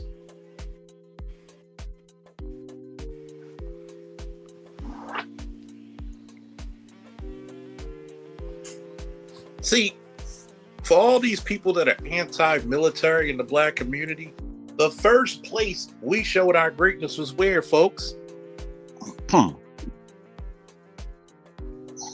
That's a white man's army. We're the first to kill and die for it. You gotta be the stupidest motherfucker on terra firma to believe it's somebody else's army when you were the ones to prove that it was ours before it was theirs. And going back to the Tuskegee Airmen, do you realize not only did they have the best record, but the U.S. Army made them fly them into suicide missions to where the chance of coming back was 0 or very low. Plus, on top, their planes would mysteriously be kind of maybe tampered with before the mission. But the Tuskegee Airmen were also sound mechanics and knew their aircraft inside and out. So they would quickly repair it, top-notch repair, and send their pilots out to do what they had to do and come back. I swear to you, the immortal God. Yeah. I swear to the immortal God. I swear to the immortal God. When it comes to Mr. Fuller, that's the Wikipedia page I just shared. I'm on my iPad and my phone, so you got to forgive me. I'm not upstairs in my room. I try my best not to put guards in my room.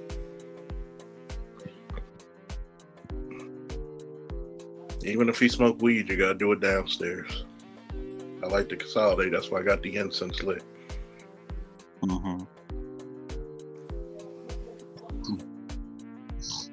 You know, I pride this to be military. There's so many people. Do you know the stories that guys like myself, Sandog, Lewis Collier, aka Red Pill Sleeper Cell, even Stephanie, who she will not be named, sometimes I tease about that, even she did amazing shit in Afghanistan as a combat medic. Do you know how many missions I had in the first 6 months of my 18-month tour with the QRF? And it's documented. 354 in the first 6 months. Damn. Why isn't a motherfucker like me, Sandog, and Stephanie not interviewed by, Sean Ryan?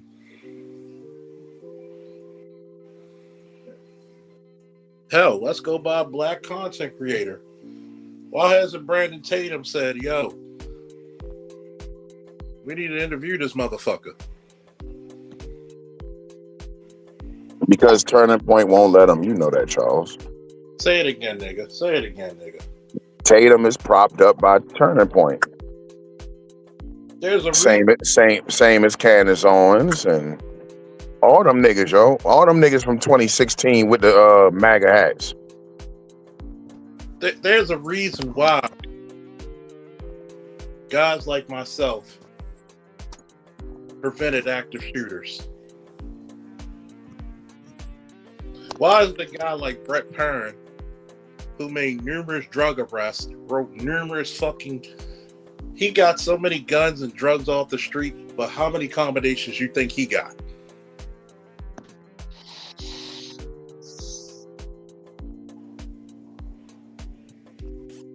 But his former fiance, but he's good. He's with a wonderful woman now.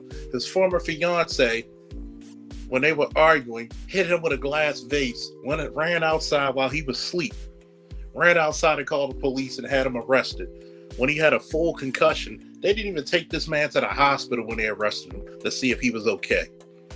Had a full concussion after he came out of fucking Central Bookings. And they were drinking.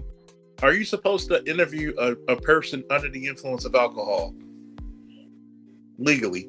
The answer is no. Come to find out, the bitch lied. And they still kicked him out of the department. But that was okay. You think that man was weak? No. He went on to get his master's degree in fucking cybersecurity. Met a beautiful woman who he's engaged to now. And now he's in charge of fucking the security, not only the second in command of my security firm, he became in charge of a security firm in 2 to 3 states. Love it. God is good, isn't he? Respect. Yep. Why is it a man who rescued Marines in Fallujah, who did 9.5 hours in 130-degree heat protecting the perimeter, stopped 5 fucking insurgents who had 2 sniper rifles from doing damage? They literally had a trash bag. I'm talking about your kitchen trash bag full of weed. Stop sex traffickers. Why isn't that man who prevented warlords from taking over a village? Why isn't that man who saved numerous lives, even the unit that hated his guts when he went over there, and rescued them from being pinned down by gunfire? Why isn't that man who went to fucking rescue people on the other side of the base in the first calf, the only person that wasn't saved by him and his team was the person who was hit by the mortar in Ground Zero? Why isn't the man and his team interviewed? Do you know who that man is? Tell us. Bush truly.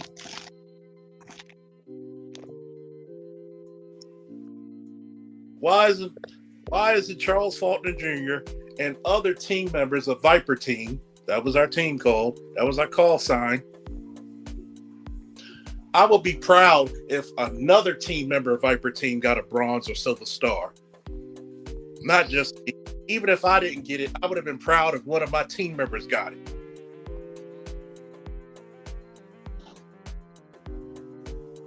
When there was a whole fucking warlord and insurgents who took over a village and we kicked the fuck out. when we were under sniper fire, and we still went on to go rescue those Marines.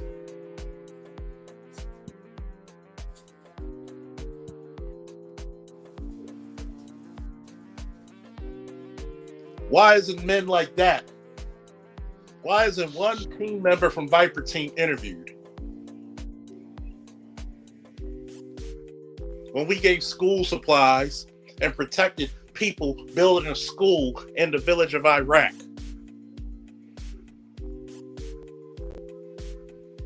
You want to know why? Please tell me. Because it's just an outgrowth of Bamford Bridge.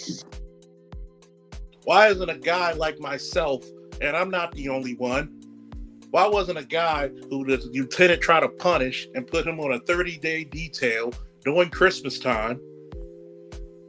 My presence alone for 30 days, my major, who was the commanding officer of the Northern District at the time, said you brought down the crime in this area by 75%. What the fuck are you doing? Walking. I got a cigar and I got an S-Band tune that I'm spinning like Mighty Thor. And I'm going through the alleys. I'm going through the blocks.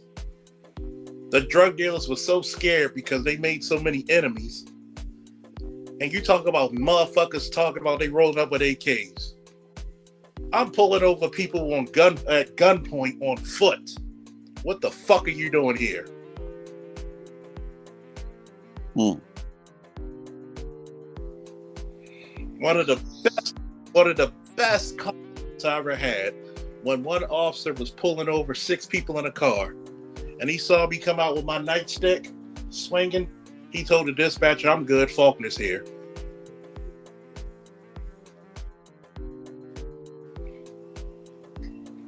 We should have had a whole squad down there. He said, "We're good. Faulkner's here."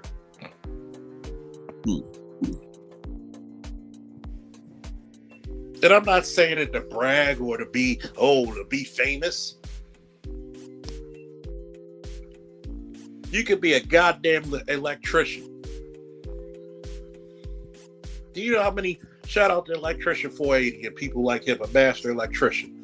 Do you know how many motherfuckers like him are heroes when the power's out for a whole block?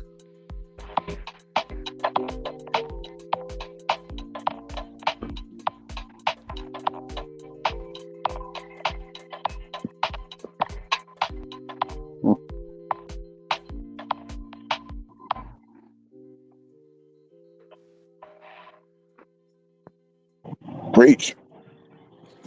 Do you know how many black male teachers go into a fucking school? Why isn't a motherfucker like Joe Clark being taught?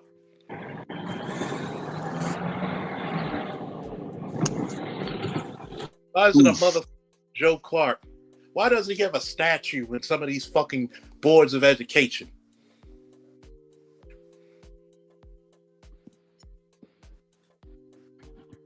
Man, you already know what it is. It's so fast.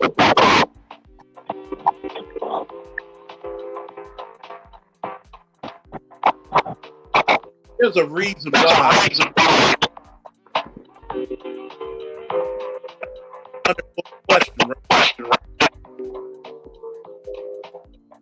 One important question, and I know You got some background noise, Charles. And you're fading in and out again. What about now? Great. I'm going to ask you this question, why?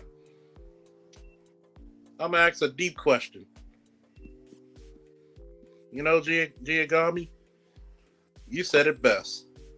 You can't honor the Scarecrow. See, Wizard of Oz fucked up the image of the Scarecrow. The Scarecrow was that big, bad, ugly man that kept the fucking pest away.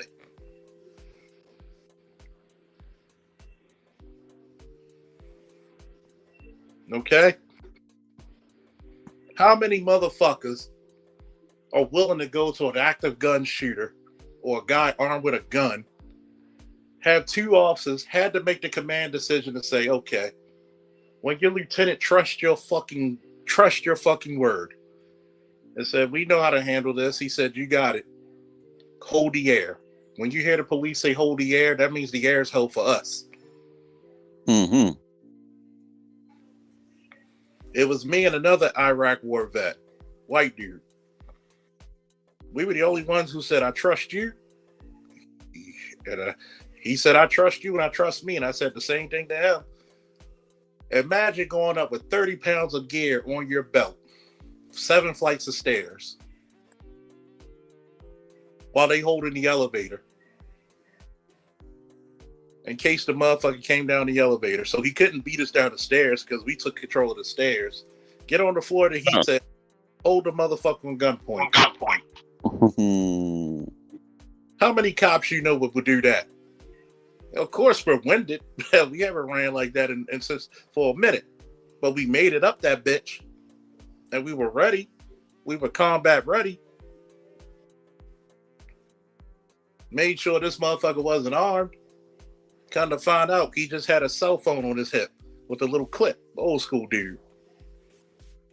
But what happens? Just what happens if that guy was armed, and we were some lazy fucking officers?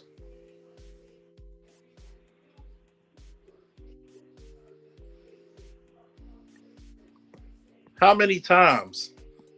How many times? Mm-hmm. What's up, Kabuki?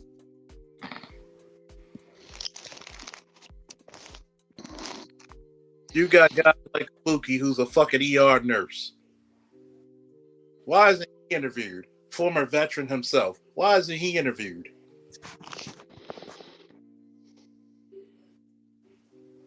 Why can't we tell the stories of our heroes of the past and our heroes of the modern day? You want to talk about shit that pissed me off? Oh yeah. Preach. All-Star G said, in order for others to honor black men's greatness, they will have to acknowledge their inadequacy. You're right. What's the old saying? It's not that we fear being inadequate. It's the fear that we are powerful beyond belief.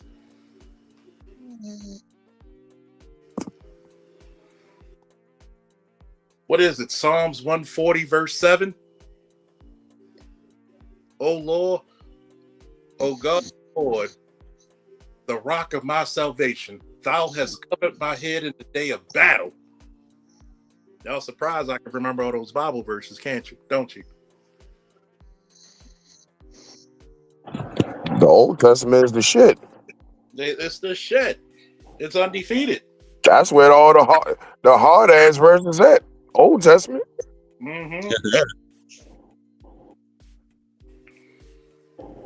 Oh Lord, oh God, the Lord, the rock of my salvation. Thou hast covered my head in the day of battle.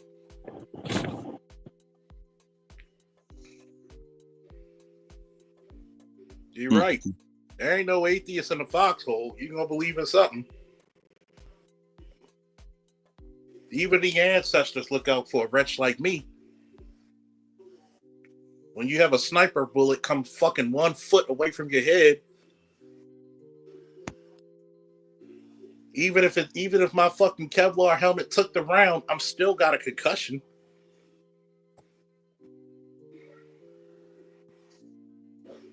These are stories. Not all your I don't even think 99% of your content creators can tell. And I got 12. I'm shadow banned. And shout out to Trump, who won a lawsuit against shadow banning and getting all his fucking content blocked.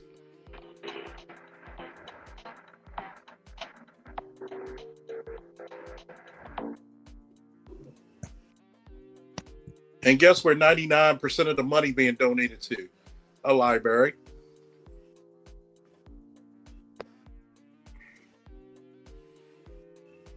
Trump dropped $500 million to $1 billion in HBCUs, but you don't hear shit about it.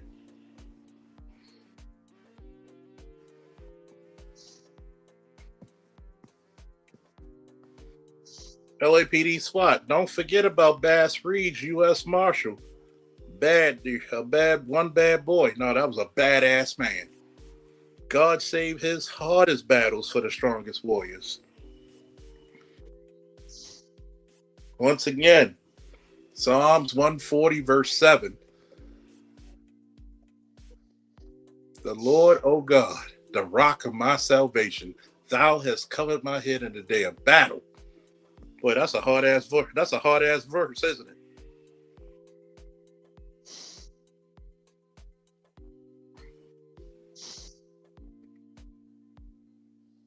Why don't we do movies about Bass Reeves? You telling me Netflix or Amazon or Hulu couldn't take that and make a fucking series out of that shit? What's his name? What's homeboy name, yo? The actor. Isaiah Washington. He did the Bass Reeves movie. Yeah. And by the way, Isaiah Washington is conservative. That's why. All these liberal motherfuckers, nah, he didn't do it. That's why. Isaiah Washington, cool as shit. I've been in a couple of his Twitter spaces. He cool as shit. He'll talk to you. Yeah, that's Denzel's boy, right? No. Isaiah Washington is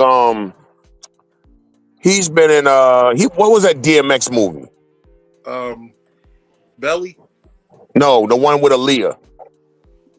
Cradle to the Grave. Yeah, he was in that. He's been in a lot of shit over the years. You just seen him, yo. Yeah. He was the doctor on was it ER? I think so, yeah. Yeah, he been on a lot of shit, yo. Was it Eric LaSalle? Oh no, I'm thinking something elsewhere. Sorry. Giagami said if they recorded that FBA just out of slavery managed to outperform poor whites, either was import. They know you would stop if left father.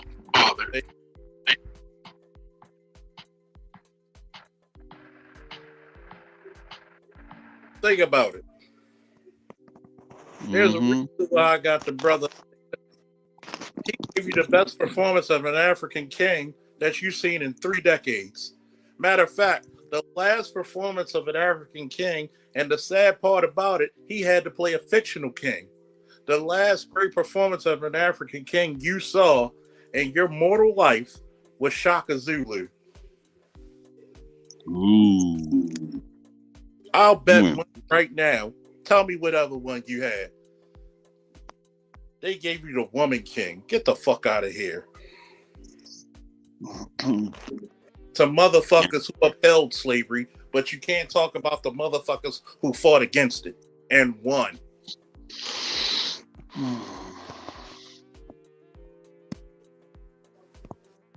See, there's a reason why I'm shadow banned, because I used to get 100 to 200 motherfuckers live. And you're telling me with 6,000 plus subscribers, I can't get 150, 200 motherfuckers listening to the sound of my goddamn voice? Something is absolutely wrong with that if you don't get my drift.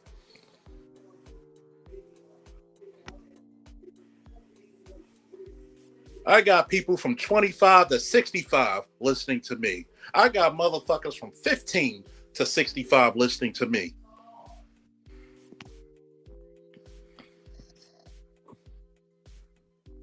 And you telling me the best I could do is 25 people on a live stream on a Friday when we used to listen to other live streamers who gets 100 plus? There's a reason. I used to be so upset I couldn't get the subscriber count that I did before. But you know what made me proud of that? You know you made it when you made it when the fucking society blocks you. You know how dangerous you become when the society blocked you. Oh, they took my shit. They took my shit away. Y'all didn't know that? They took my shit away. What? I was averaging, not including my paycheck, not including my VA disability, I was averaging anywhere from $600 to $1,200 a month in super chats. I'm gonna tell you how dope I was one time. I did an hour live stream, and this is during the time when I was going through my NRA firearms instructor classes. And I did an hour, and I had 200 motherfucking live viewers. Early in the morning, 200 motherfuckers. Even when Kevin Samuels, which is still my greatest boy, the Godfather, bless you, even after the grave. Salute to Kevin Samuels when he passed. And this is when I had less than 100 subscribers. I had 800 live motherfuckers. I had some of your favorite fucking live YouTube's content creators on my stream. It took Mr. Z and BGS to look at my live count and say, God damn, you're doing numbers. I didn't even know it. You know why, Giagami? You know why? We're not great because of, we're great despite of. I watched the video that BGS put up. One of them old videos from y'all on Google Hangouts with Kevin Samuels. I had 100 people from my department who looked at a video when I was on live with Kevin. You know Kevin Samuel? I knew him for years, way before he was popular. Hell, he used some of my talking points. My boys even called me up when he was joking with people. He said, I know I'm a black belt in Kung Fu. You know, a motherfucker I ain't going to fight is no damn Charles Faulkner. He can box, he can wrestle, he can do MMA. He's a soldier and a cop. Fuck no, I ain't taking that motherfucker on. I made he 5'10", 280 pounds of muscle. That motherfucker get a hold of you and shake you like a roll of coins. And people call me or messaging me. You know Kevin? You know Kevin?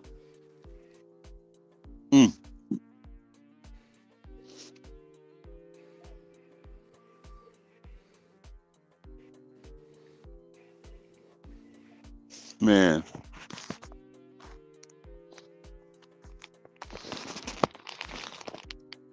See, this is the one thing I'm going to teach every black man. You don't beg for your fucking place. You take it. You don't beg for your place. You take it. Jock Ewing. When I fucking wrestled, I was winning my first match 4-0 because I was inexperienced and rolled on my back and got pinned. That was a zenith. I could have quit and said I did the best that I could. My father and my coach, even my mother, said this: 2 things we never raised you to be: a coward and henpecked. Did you know that first fucking year, my first fucking year, I won the championship in triple overtime? You tell a motherfucker to wrestle fucking 11 to 13 minutes.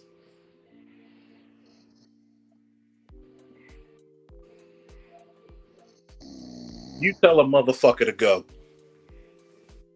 There you go. Another Bible verse I tell people: if you don't do this without love and charity, though I bestow all my goods to feed the poor, though I offer my body to be burnt, if I do it without love and charity, it offers me nothing. I put my soul into this shit. I put my honor into this shit. I put my glory, my image, my everything, my essence into my shit. I may not be as elegant as some people want to be, but I can stand and count. Or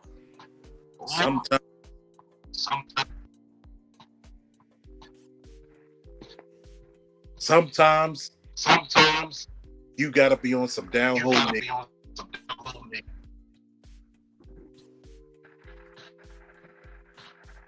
That was funny. He did say that shit.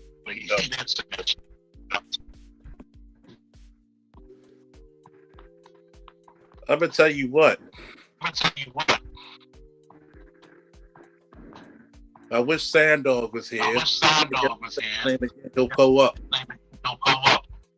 He'll tell you soft power versus hard power. For those of you who don't understand the difference, soft power is delicate. Building schools. Humanities. Hard power is when I gotta show force. You get a motherfucker like me.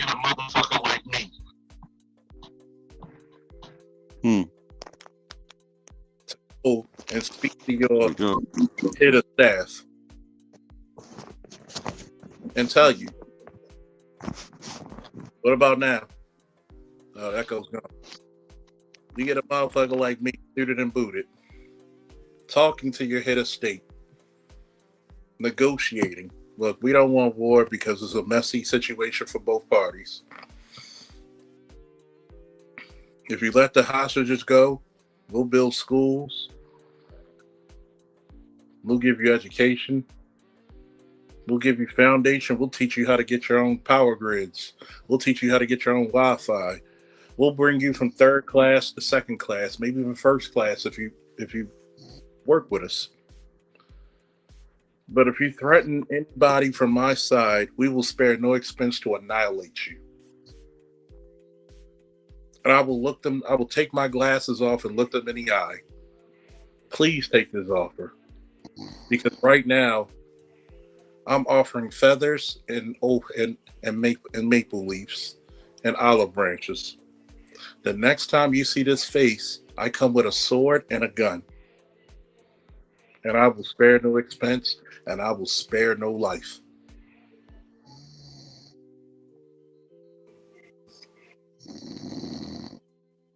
Uh-oh. Maybe M's tired. Who's snoring? Not me. I'm over here working. Mute Gavin. Mute Gavin until he gets back. Hey, I can't complain about snoring. Y'all caught me a couple of times on my live streams and other people's. And I'm going to lie about it. I don't trip, man, because sleep the best shit in the world when you start getting up there, bro. Hey, you still working security? Shit, like I just got off my job a while back, and out here in Cali, oh man, Trust me, I've been there, done that. There's some live streams I did for y'all guys. I'm snoring a motherfucker. I got to put my seat back on to keep from snoring. I tell you, motherfuckers, I said, look, if anybody is going to empower black men, look, I don't beg anybody for shit. When my boys do well, I'm more excited for them than they are for themselves. Amen. I told my homeboy when I spoke to his then girlfriend, now wife, almost 3 years. It'll be 3 years later this year. She said the most profound shit I heard from a female in a while. Talk to me. He said, I was married before, but the one thing I always left a man with was his dignity. And they took out over their house, and trust me, his wife is a certified chef. God damn that woman. And one of them put on 30 pounds. Shout out to my boy Ali and his wife Shalina, boy. Good. They don't just love each other, they like each other. That's his new hangout partner sometimes. They be like, come on out to the lounge with us. Sometimes I go, sometimes I don't. And when she said leave a man with his dignity, I pulled him outside to the yard, outside the yard. And I said, yo, help me get the speaker. Even though I could easily do it by myself. But I just wanted a moment to speak to him away from everybody. I said, yo, if you don't marry this woman, I'm going to beat your ass, yo. He like, what you talking about? That's yo. You're not gonna find another one like that.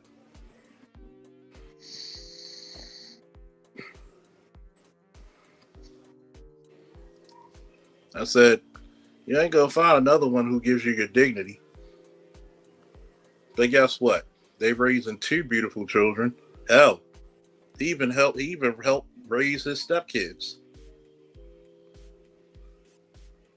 See, that's the only time, two times I'll say when a man should be a stepfather is one, when the woman and the kids respect you, and two, is she willing to give you a set of kids if you don't have any. If you're not getting that deal, don't do it. And even he said being stepdaddy is not a good option for most majority of the men. He's like, I lucked up.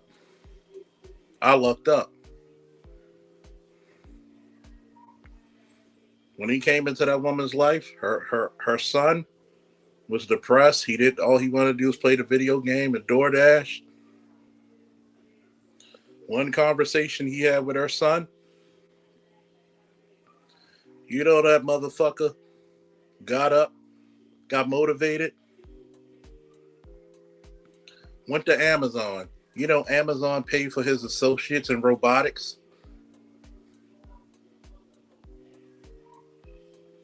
Y'all feel me on that one? He got an associate's and working on the bachelor's with robotics. We got Ray Hama in the building. Damn, for real? They pay for his associates in robotics.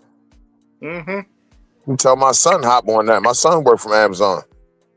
Robotics, nigga. Robotics.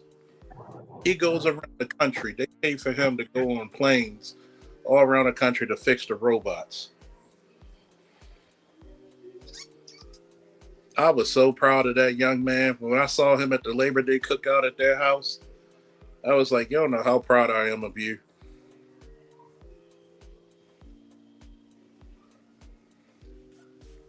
But what did I tell you? Red Fox said it best. The best way to get on your feet is what? To get off your ass. Yeah, I like hearing good shit like that, man. That's good shit, Charles. Hey, what's up, y'all? What up? What's up, Ray? Good Ray shit. Ray out here kicking ass like fucking what's that, a new anime? Kaiju number 8. And yeah, my brother and everybody been talking about that shit, man. So yeah, that's another hot one. That's it seemed to be hot one that I need to put on my list. yeah, Cause motherfucker got kaiju in it. I'm like, okay, well, what the hell? And I've seen snippets. I'm like, well, all right, shit, this motherfucker going on the list then. you can't be a winner without trying.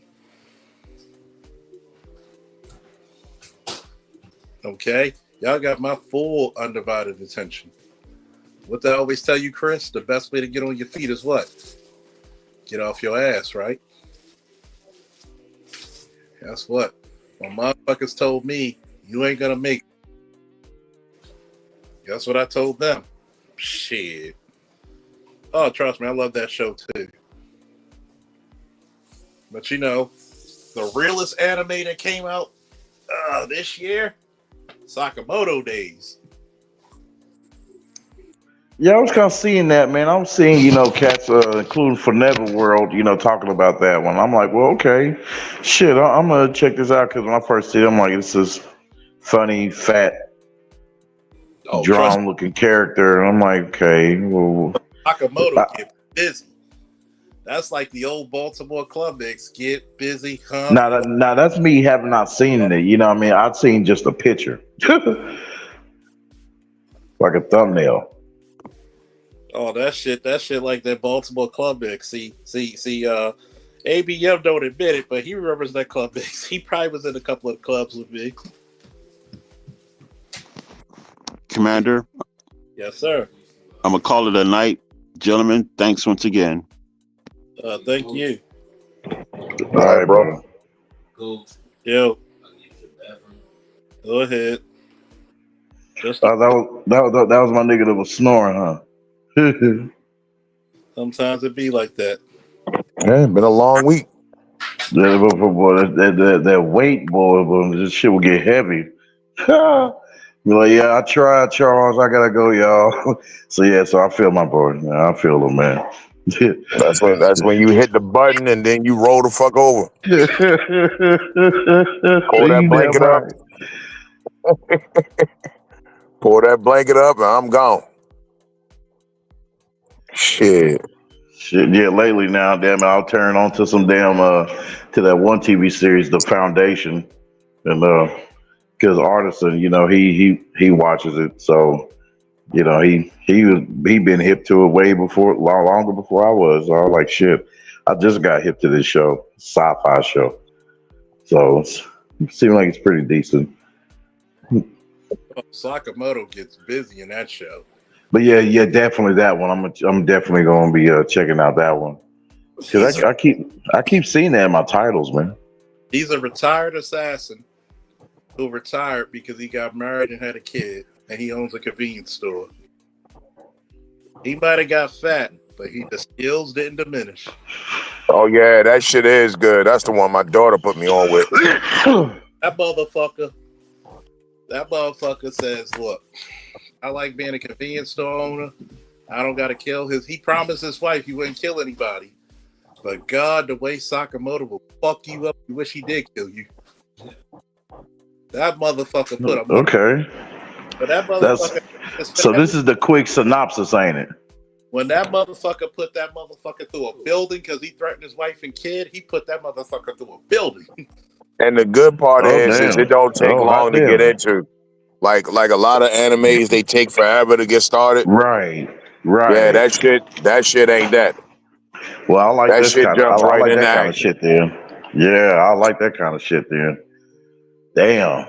See, man, and a lot of other cats been talking about that shit too, man. Their watch list is kind of long, and I'm thinking like, damn, maybe everybody's like that because my watch list is kind of long too.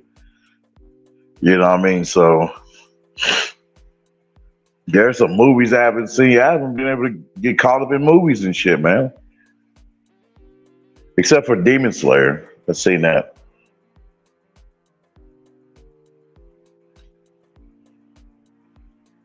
How's that X-Men anime? Nigga, 97? You missing out on some of the best shit Disney Plus ever put out, period. That shit, the one episode. No, not 97. I'm talking about the anime joint. Oh, that shit's righteous. 97. Yeah, I know about 97. 97. You better put that gay motherfucker. You talking about executive producer? You talking about Marvel Zombies? No. When he talk about the anime, the executive producer. The Mayo's gay. But guess what? What I respect about him, he knows the comic and he knows the show. That's why he put all those tidbits because people who are fans love it. And guess what? Bill DeMaio, if you put him back in there, he's supposed to build the 90s, like 90s Spider-Man, which was hard as shit, 90s X-Men, 90s Fantastic Four, 90s Daredevil. He's supposed to build that universe back up. Because why? DC's animated universe shits all over their animated universe. Because guess what? When DC came out with fucking Justice League Dark, Apocalypse War, that's one of the greatest superhero movies, animated or live action. I don't think I've seen that one. Damn, and I'm shitty. I think I probably have, but I'm not sure. I'm gonna say this: if you haven't seen X-Men '97, you're doing yourself a disservice. And guess what? Nah, I've seen 97, but yeah. Because that's a. I was telling my son, man, last week. I said they need to reboot Justice League Unlimited like they did X-Men '97. Yeah. I don't think they're gonna. I don't think they're gonna do that because right now they're focusing on both franchises, Marvel and DC. It seems like what they're doing, like they're rebooting shit, like with this Absolute. I think I think it's Absolute, like Absolute Wolverine, the Absolute series, and the Ultimate. Yeah. Absolute, and Ultimates. This is the first time in a while DC and Marvel are neck and neck, and this is the first time ever their alternate universes are the biggest sellers. And you see that shit too, don't you? Yeah, how neck and neck they are, right? Because that's interesting that you see that There's because the only person Wonder Woman looks awesome, Wolverine, Batman. Superman, Wonder Woman. The only Oh yeah, winner, the only clear winner out of that shit are the fans. yeah, you're right. It tells you when you take all this woke shit out of comics. No. Listen to what the fuck I said, Chris. They're Ooh, go ahead. Their alternate universes, Ultimate Marvel and Absolute DC are so fucking good. Ultimate Marvel and Absolute DC are so fucking good. If you ask me, a guy who's been reading comic books for 4 decades now, I could read since the age of 3. The first comic book I read was a Superman comic book at 3. My father gave me that. Matter of fact, ABM will tell you, we lived off of 2212 Orleans Street, where there used to be a 7-Eleven up the street, and where they have Pizza Bowlies, there used to be a Gordon's Fisherman. That's how Baltimore I am. Damn. Hey, it may take them time though. Like it wouldn't be good if they meshed them all together. Well, it may be good, if they meshed them all together. Like if say if they was to make a movie of the Ultimates and the Absolutes. If DC and Marvel get their shit together. Ooh, go ahead. DC and Marvel got their shit together and just said, you know what? We're gonna give you 4 movies with all our characters mixed up together. But then again, what about the Superman? What about the Superman that they just came out with? They're going to still keep that in continuity while doing a movie of the Ultimates. I mean, yeah. We don't or the Absolutes. Look,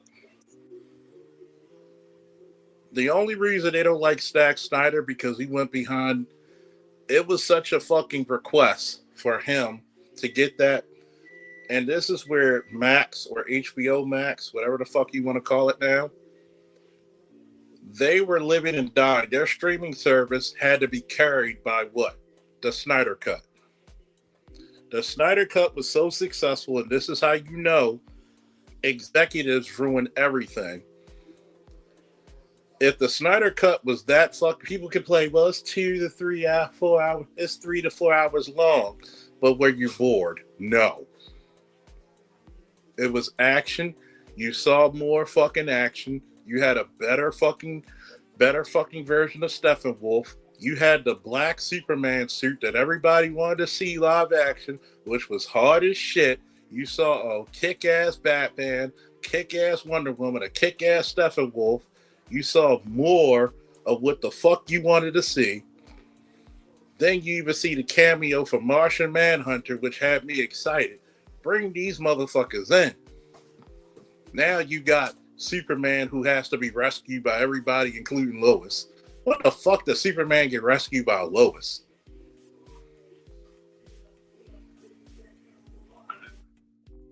Superman is not supposed to be worried.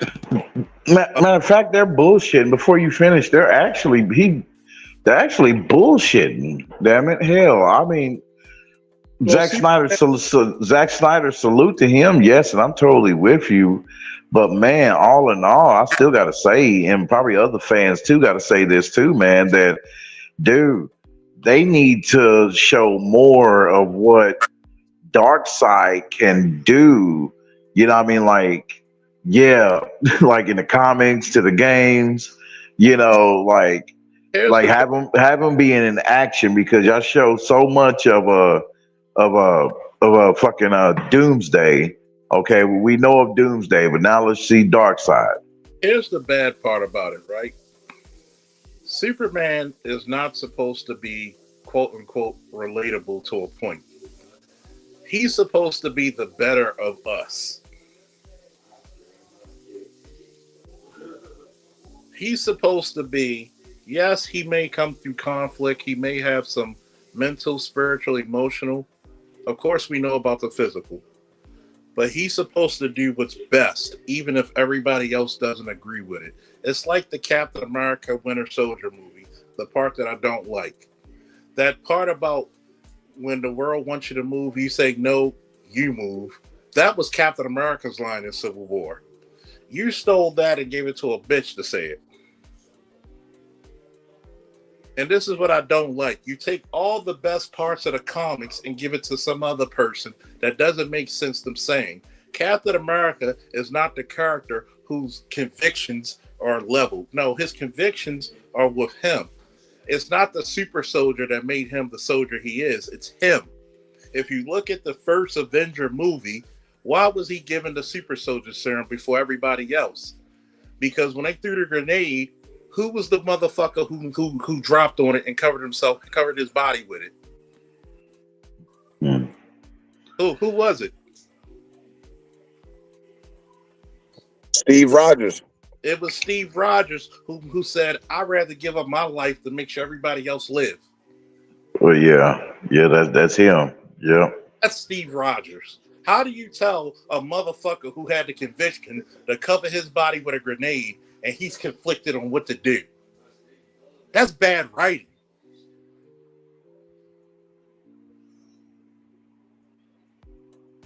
That doesn't conform to what the character you just established.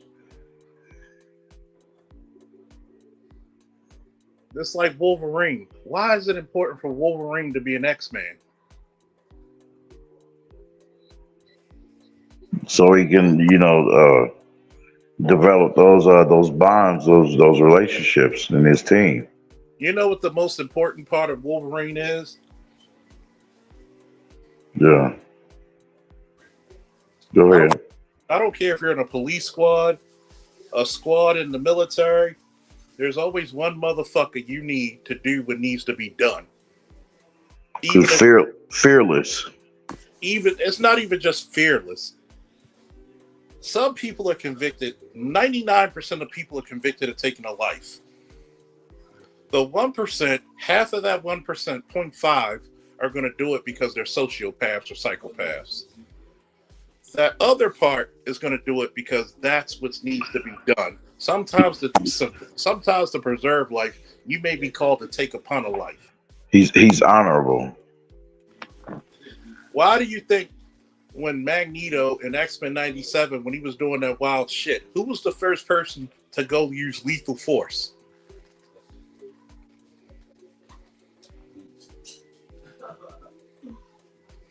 It was Wolverine. Not because he wanted to kill the motherfucker.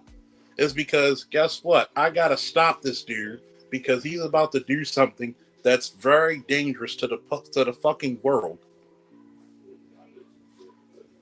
It's like you got a lot of cops out there who are not willing to do hard shit. There's a lot of cops, as soon as they get on the street, as soon as they can find a way to get to a fucking detective unit or a fucking specialized unit where they don't have to do as much shit, they go.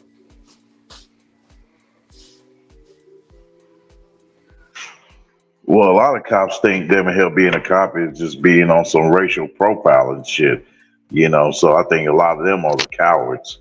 It's not even that. It's the fact that I could take most people from a job and 99% of them motherfuckers are going to be lazy. Even my partner thought I'm not paying attention until I had to jump in her ass. When she's like, you got to fucking do this. I said, I'm paying attention. And when I brought it up to her attention, you think people stole this shit. Two of the things in here, those little fucking bullshit ass little cases for the iPhone 17 that you wear around your shit, which is stupid. So people can just snatch the shit off your neck. I said two of them are in there and the Apple employee's wearing the other one. And she's like, oh, just like the next day when I calm myself down because we have a brother-sister relationship between all my coworkers and the security. I said, right now I'm through with it. I don't give a fuck what you say or they say. I'm damn near about to light a cigar in the corner and I dare one motherfucker tell me to put it out. Boy, I wish I could show you, man. That reminded me. I wish I could show you this video, dude, of this one nigga beating up this cop. You know, he was punching him and shit. And this cop was doing everything he can to dodge him. He had him over the car too. I was like, oh damn.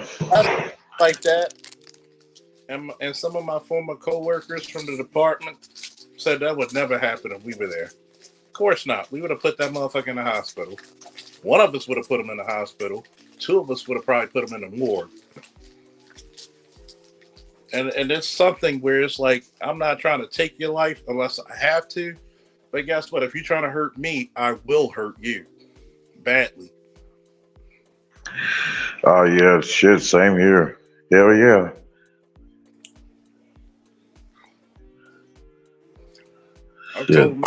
I told many of motherfuckers before. That's within my philosophy. Shit. I don't believe in that.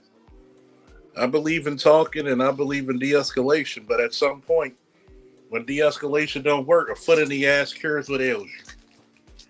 Yeah, because some motherfuckers are like a moth to a flame. Guess what? Oh, I fight police. Nigga, you never talk about winning. Same thing I told abroad. I fight men. You never told me how many times you won. Go ahead, nigga.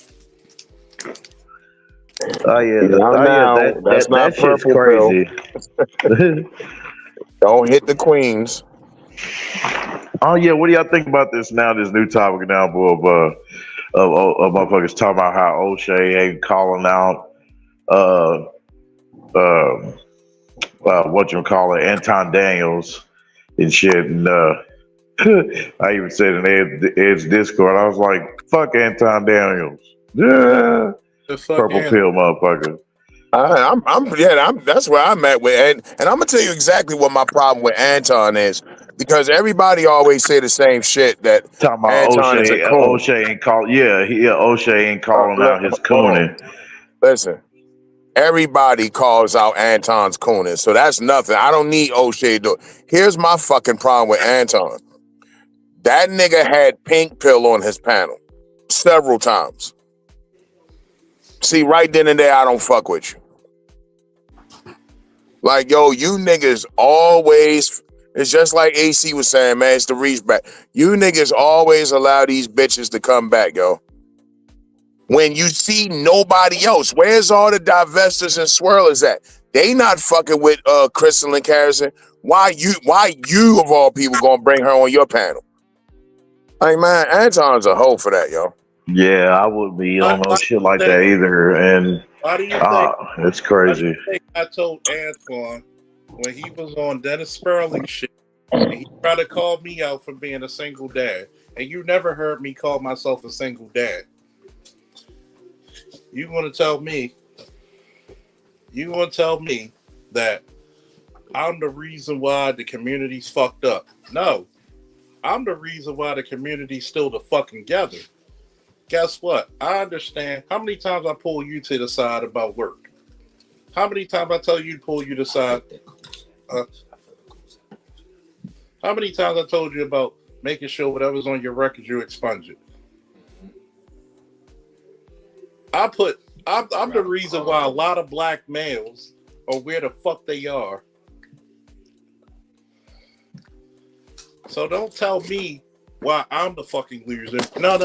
I'm the reason why this shit stays together, nigga. And this is the reason why I had an issue with Dennis Sperling for a minute. You cut me off when I'm getting in this nigga's ass like a fucking wedgie. But yet, I told him to his face. I said, guess what? Unlike you, I choose how to raise my son. Your wife can take a minute to say, hey, I don't want to be in this marriage anymore. You by her beck and call. Guess what? When my son's mother tried to threaten me with child support, I called her up and said, yo, you really want to go down this route? I will subpoena all his teachers. I got my own issue with Dennis Sperling. We know Jesus, we know Moses, and we know Joseph, but we don't know you. You will end up owing me money, and I will get full custody. So this. Yeah. The kids belong to the father. I've never had to go to court for my son. You want to see him? Come see him. I don't give a fuck if it's 4 o'clock in the morning. You want him? Come get him. But guess what? When you told me you can't take him to school, guess who took the responsibility, even as a full-time cop? I've sacrificed life and limb to make sure my son's better than me. Hell, even some other people's sons. But I'm the fucking reason. Nigga, I knew you were a coon before even anybody else said it. Why do you think I say fuck you? Because you ain't real about this shit. Anytime a white man with a couple of ducats come to your way, you fucking bow in the knee. The only thing about you is, the only difference between you and Brandon Tatum, quote me on this shit, and I don't give a fuck if anybody tells them, because I will say it even worse. The only difference between you and Brandon Tatum, you just let a few more black people on your panels than him. Hey, you talking about Dennis Sperling or Anton? Anton. And that brick lady bitch, Brick Bay. He let her on his fucking panel. Yeah, he did too. Let her on there too. Oh shit! Tell him something, Joe. He did. Nigga crazy. What? A lot of motherfuckers forget the reason why I'm the motherfucking reason for one question that took Cynthia G off her pedestal. With one question. Do y'all know what that question was, fellas? What's the opposite of a beta male coon? What's what? What's the opposite of a beta male coon? And you know what I told her? It's a me. real ass man. It's me, bitch.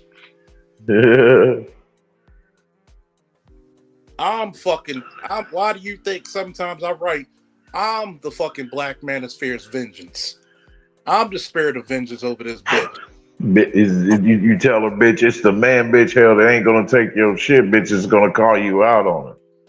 Guess what? In the name of Jesus. Amen. Ladies drive a Harley on flames. I drive a fucking SUV on flames. Guess what? I ain't got shit. What fear do you put in my heart, bitch? What can you do with the criminals of Baltimore City and the fucking Taliban, Al Qaeda, and ISIS couldn't do to me?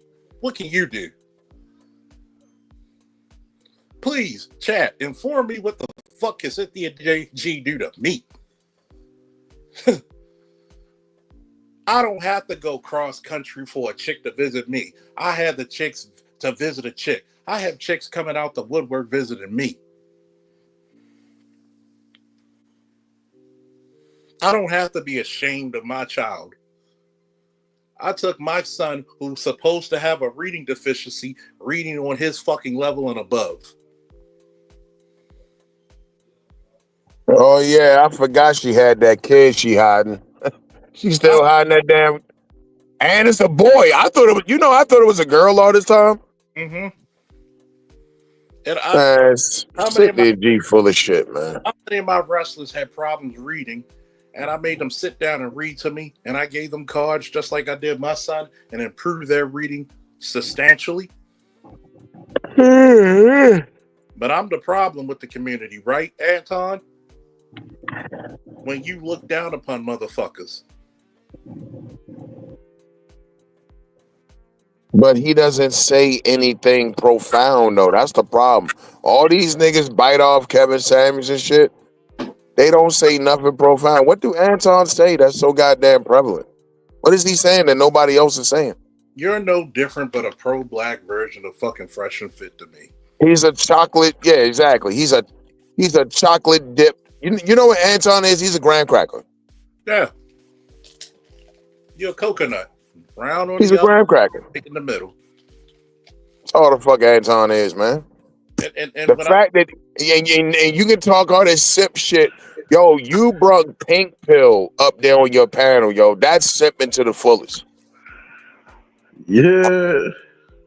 That's sipping to the fullest. Well, like, what do you get out of that, yo? Why? What do you get out of that? He be throw her a life raft? He be sipping with that Molly chick that he be paying. He be paying to be on this panel. And That he the one one. that made that jazz chick. He's semi-famous now. Now she getting out there. And Anton did that. Yeah, I'm gonna tell you what. And O'Shea want to call out people, but I'm gonna call out O'Shea. It was you and one other fucking motherfucker who brought Cynthia G back when we decimated her. When me and BGS decimated that bitch. Well, he did say in the comment section to Anton, he was like, "Hey man, I love you, bro." He's like, "But I want you to give me money. Well, I need some money," like jokingly or whatever. Here's the problem with a bunch of people, right? Anton responded back, "I was like, I love you too, bro." Here's the problem with this shit, right? I don't get a percentile of the money some of your famous content creators say. But I'm the fucking person who invented the 3 things the black community don't care about. I'm the person who told you black men were the garbage men of the dating world. The only other person that started smoking cigars on live streams before me was David Curl. I'm the motherfucker that made that shit cool. Well, if you ask somebody else, probably AM would say he's the one. I think he did say that. I think AM said he was the first one. I'll even give Angry Man credit. Because Angry Man mentioned the 3 motherfuckers. He said, the only motherfuckers I think that brought cigar smoking out was David Curl, himself, and me. He mentioned it. So I have no problems with a Angry Man smoking cigars and talking about it. Because he gave me credit for that too. Right. That's my boy. I got no problem with that. Good shit. So he mentioned it. I'll say one thing. A lot of people may not agree. That's still my boy. But guess what? He gave me credit for that. He was glazing Charlie Kirk a little too hard. I had to unsubscribe from Angry Man. Yeah. What you mean he was glazing? Dog, that nigga went on like a whole week tirade, yo. That motherfucker, I thought he was gonna jump in the fucking casket with him. I know you're talking about Angry Man, but I mean that's why people like Anton, because Anton see that he has to like get a little hype like that, just to garner views. If I tell you this one, look. Like when he snaps on so-called. I told my godson about Charlie Kirk. Charlie Kirk says some racist shit. If you refuse to see some racist shit, would you be nervous about a black pilot? No, because I know that motherfucker know what the fuck he. Right. If a black pilot, first of all, we all know the black chances. If a black man got something, he earned it. It got to be 3 times as good to get to keep it, and 4 times better than a white man to be recognized for it. I think somebody else too brought it up. There was like who ended up in the most crashes, motherfuckers? It was like white pilots. Thank you. and MJ, please on the chat and tell me he didn't say anything racist. Please tell me he didn't say anything racist. Please hit the link. No, motherfucking no. We ain't gonna do that shit today. Not on my panel or anybody else's. I'm not gonna allow anybody to say that's not some racist shit. But yet, that motherfucker will say we commit most of the homicide. We. So guess what? That wasn't some racist shit that he said about black men fucking leaving their kids. When the CDC said we're the best fathers in America. We want to talk about context. Talk about that goddamn context. Here's the goddamn link. Defend yourself, nigga. Defend yourself. We don't go by hearsay. We go by facts. Somebody talking shit in the chat. We go by facts on this motherfucker. I will bring everybody else the fuck down. Y'all forgot who the fuck I am. Hey, yo, MJ, get up here, man. You glazing Charlie Kirk, bro. Get up here. Let's do this. Y'all forgot. Don't hide behind the keyboard, nigga. Get your ass up here. When first and foremost, you gonna tell me the Tuskegee Airmen were DEI? You gonna tell me the women from the 6888 were DEI? You gonna tell me the Harlem Hellfighters were DEI? One of the first black fucking Green Berets didn't get his award till like what? A year or two ago? For shit he did in the 70s? The early 70s? No. I'm reading what you wrote. You said Charlie Kirk didn't say anything racist. Get your punk ass up here. What you still typing for? No. Fuck, nigga. Let's do this. I got all night. No. Guess what? They will I'll pull them down or they'll mute themselves. I'm gonna tell you what. Y'all gonna bring me back to fucking old fucking, what is it? 2015 me. 2017 me. I went on motherfuckers fucking, I forget. I think there was one panel. I think there was one panel where Charlie Kirk basically said that he wasn't for that racial divide bullshit. So, bro, why you still typing? Get your punk ass up here. Why you still typing? I forgot you're an ex-city cop, so you don't have much of a thought process. Nah, nigga. You told me I don't have a thought process. I'm gonna baptize your ass. Man, hit the link and get up here, man. Stop being a fucking coward. Let's go back to fucking 2017, Charles Faulkner. I knew I was going to catch one of you motherfuckers tonight. Come up here and hit the link.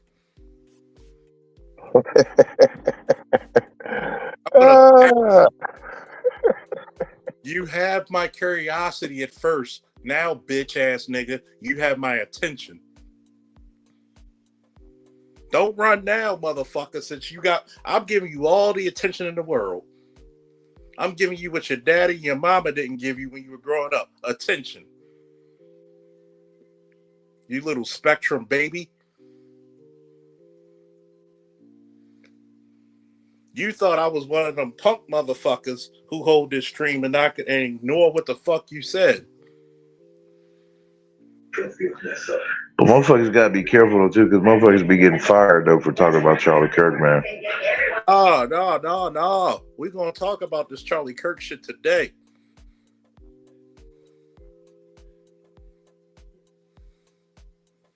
No. You want to talk about adultery? How do we know that he committed adultery? You gonna believe a fucking FBI that was looking to character assassinate all our black heroes? The only motherfucker that should learn about him committing adultery. Hey Charles, that's the best he got. King committed adultery. So did your president, nigga. What's the point? So guess what? The same president that Charlie Kirk did all the caping for. Come on, man. So how do we know if he did when we had a fucking J. Edgar Hoover with COINTELPRO? Fuck, niggas kill me with that Dr. King shit. Oh, he fucks them all. So fucking what? I thought you was for Trump. ABM. Nigga, I did vote for Trump, but he fucks hoes. Nigga, so if Trump fuck hoes and then Dr. King fuck hoes, what's the difference? So guess what? Let me ask you this question. Niggas kill me with this fake moral bullshit. Was it proven that Dr. King committed adultery? Fuck no. So the only motherfucker in the planet that had the right to worry about his adultery was Coretta Scott King. And she didn't say shit. That's a weak ass talking point. Oh, he fucked some bitches and cheated on his wife. That's weak. That's a weak ass talking point. If his wife didn't say anything, what the fuck are you worried about? Come on, man. Stop doing all this typing, man. What you scared for? Come up here, be a man. Get up here. Nah, motherfucker, nah. Don't run now. Don't fucking run now, bitch ass nigga. Because y'all want the old 2017 baptize your ass. Nah, don't try that. Don't try that shit about he was a minister and Trump wasn't a fucking minister. You motherfuckers always play this moral shit with y'all politicians. Nah. Trump just slung his dick all over this fucking planet Earth. Trump was the one talking about grab her by the pussy. So Charlie Kirk cannot play the moral high ground when Donald Trump was his president. And then, by the way, why would I believe an FBI that had a fucking plan, so-called COINTELPRO, to eliminate the next Black Messiah? When they fucking assassinated leaders of the Black fucking Panther Party, when these are the same motherfuckers doing the Contras, fucking brought fucking crack cocaine to the Black community. But do you talk about the fentanyl crisis white people have? Hey, dude, just bring your punk ass up here, man. Stop doing the typing, bro. You such a coward. No. See, because you motherfuckers think that this is some fucking college campus and you debating some little college sophomore that ain't been out in the real world and don't know shit. You getting ready to debate grown ass men up here, man. Get up here. I'll say this though, man, my nigga, real talk, that with after, you know, in the aftermath of this Charlie Kirk shit, okay, after this, I mean, hey, I have a heart, you know what I mean? I'm still saying that was fucked up to happen, what happened to him, you know, and I'm looking at those who celebrate as evil. And yeah, there's no question about that, and I stand on that. You know what I mean? But I will tell you this right here, if anything bad happens to Black folks, you know what I mean, like it's been, or if not worse, then we does have a right to be in outrage, you know, and to inflict wrath. So Bro, why you still in the chat typing, man? Why don't you hit the link and get your punk ass up here, dude? See, what are you afraid of? This is the part where these are the same niggas who are but see Ray, see ABM, motherfuckers ain't. Should we believe the Baltimore cop report on Sean Suiter? I'll tell you about Sean Suiter's shit. It was a setup. Matter of fact, what people don't want to tell you, it was a suicide.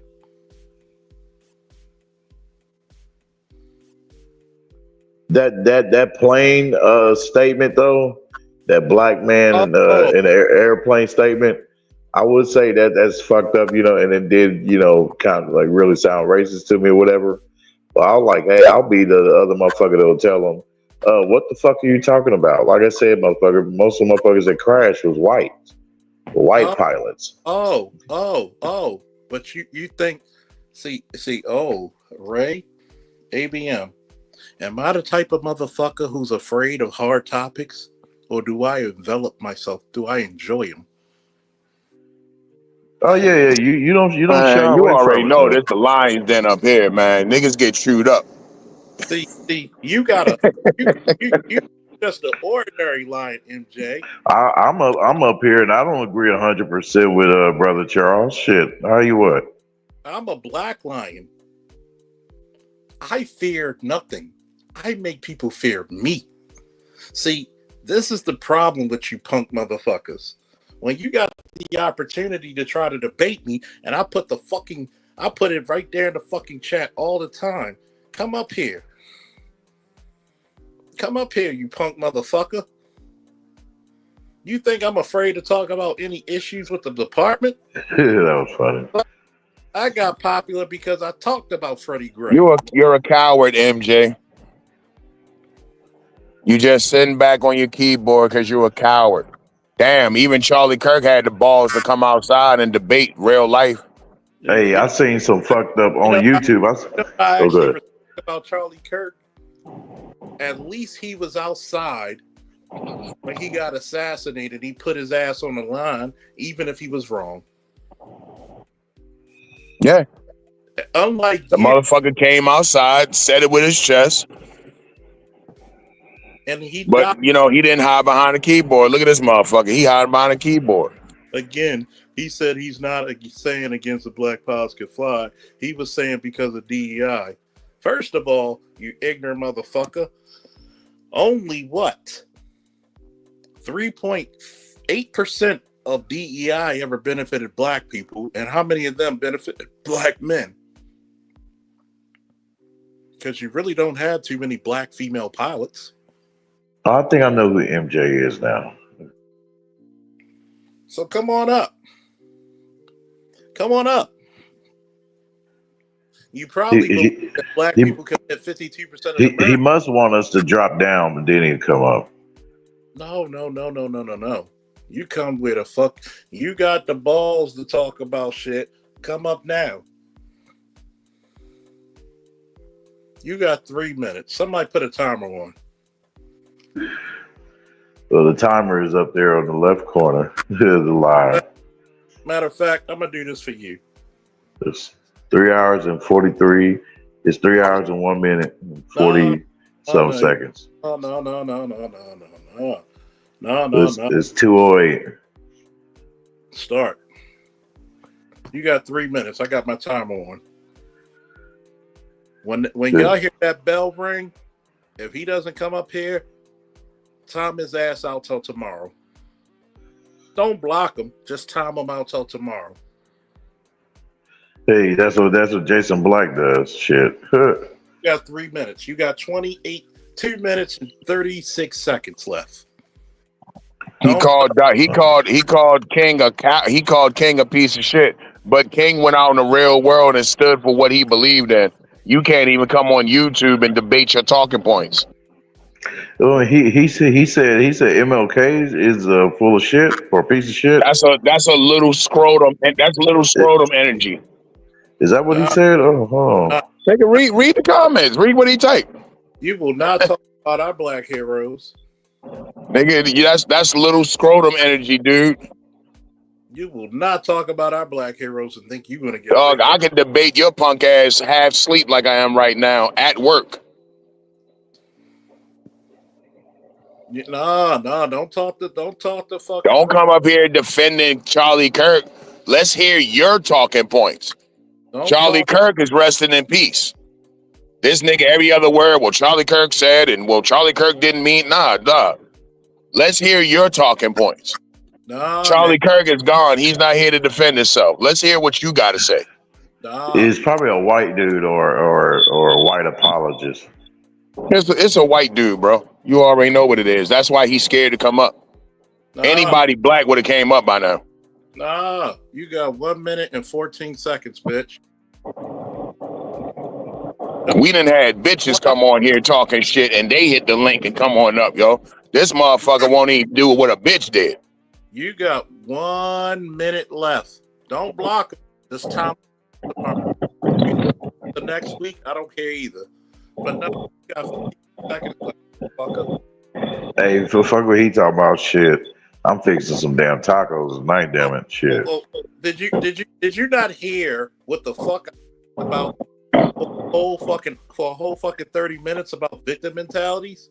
I'm the motherfucker who said we're great not because of, we're great despite of. Who's not victim mentalities? Who's the victim? Where's the victim? Y'all have female victim. Get the fuck out of here.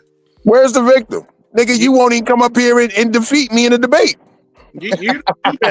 I have more respect for May than you. At least May will talk her shit. No. Explain yourself live in the 4 seconds. 3, 2, 1. Hey, now that other stuff y'all was talking about Charlie Kirk said, I haven't heard yet, but I'm like, damn, it is kind of fucked up if you say that shit. I need all my mods to block him till next week. Don't block him totally. Just time him out till next week. Well, he can respond through Super Chat, can't he? These niggas wild, yo. Oh, man. Time him out. Don't block him. Time him out till next week. He gonna learn today. No, he talking about we emotional. We're emotional. I better see about how many mods I got in this bitch. I better see every mod getting them for 86K seconds. Every mod put him down for that shit.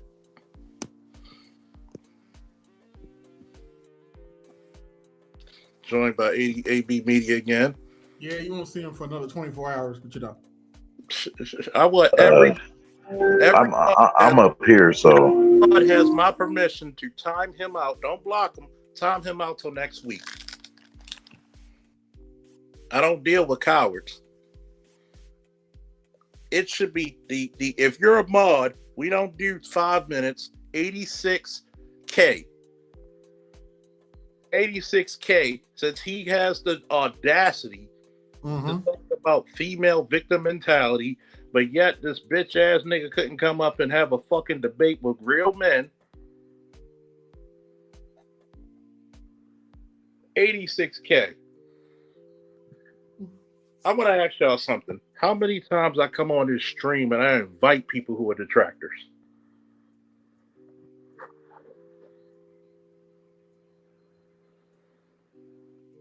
Nigga, every time you do a show.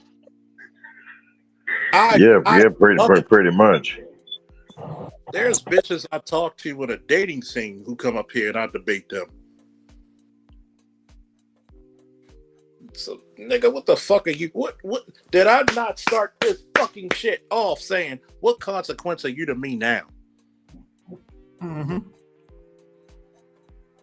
I better see Brian McMurray. I better see ABM. I better see Ray Homer. I better see everybody block him for 86K seconds. Give this motherfucker what he can't do on his job. Give him a fucking week's worth of vacation. Oh, nigga, shit, I'm cooking. Hey, yeah, it's only gonna let one mod do that at a time. Yeah.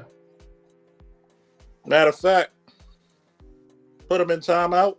24 hours myself. Guess what? You got at least, I know AB, I know All-Star G, and myself gave you 3 days off. Talk about some goddamn victim mentality. Look, y'all reacting emotional. No. We asked for the facts. Look, Brian McMurray said, MJ, didn't almost all the reactionary right go woke when Charlie Kirk became a victim? Come on now. What did AB say in the chat? Chalk is cheap. Come up or shut up. Yeah.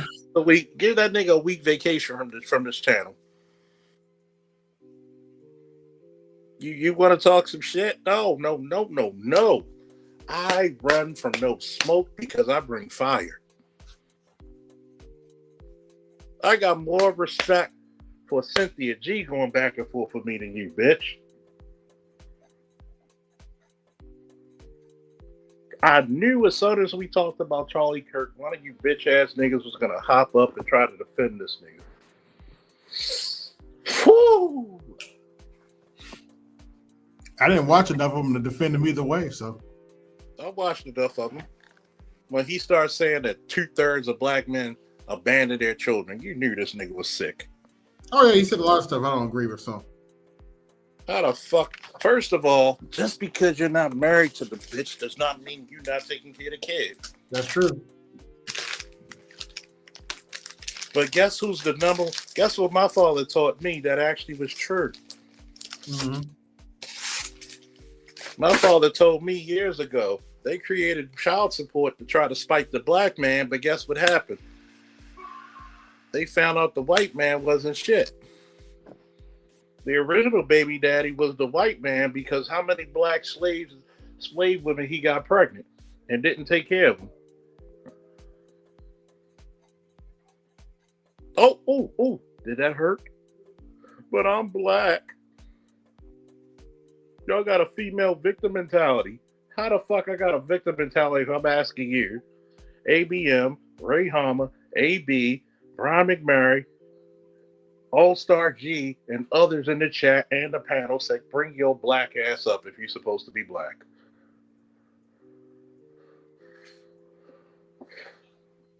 And look how easily he got triggered. He got triggered when I said that Angry Man was glazing Charlie Kirk. That's what triggered him. Because all that shit Charles was talking about, black war veterans, black war heroes and shit, notice he couldn't refute none of that. Nope. He was here lurking the whole time, but as soon as I said somebody was glazing Kirk, now he gets offended. Kirk is your motherfucking hero, nigga. That ain't my hero. Nope. I don't got to fucking glaze Charlie Kirk, nigga. You do it. But yet, when I talk about black greatness, y'all can't refute it like ABM said. ABM's a real dude from Baltimore. I could literally run in the street with ABM and he could be like, yo, why you say that stupid ass shit?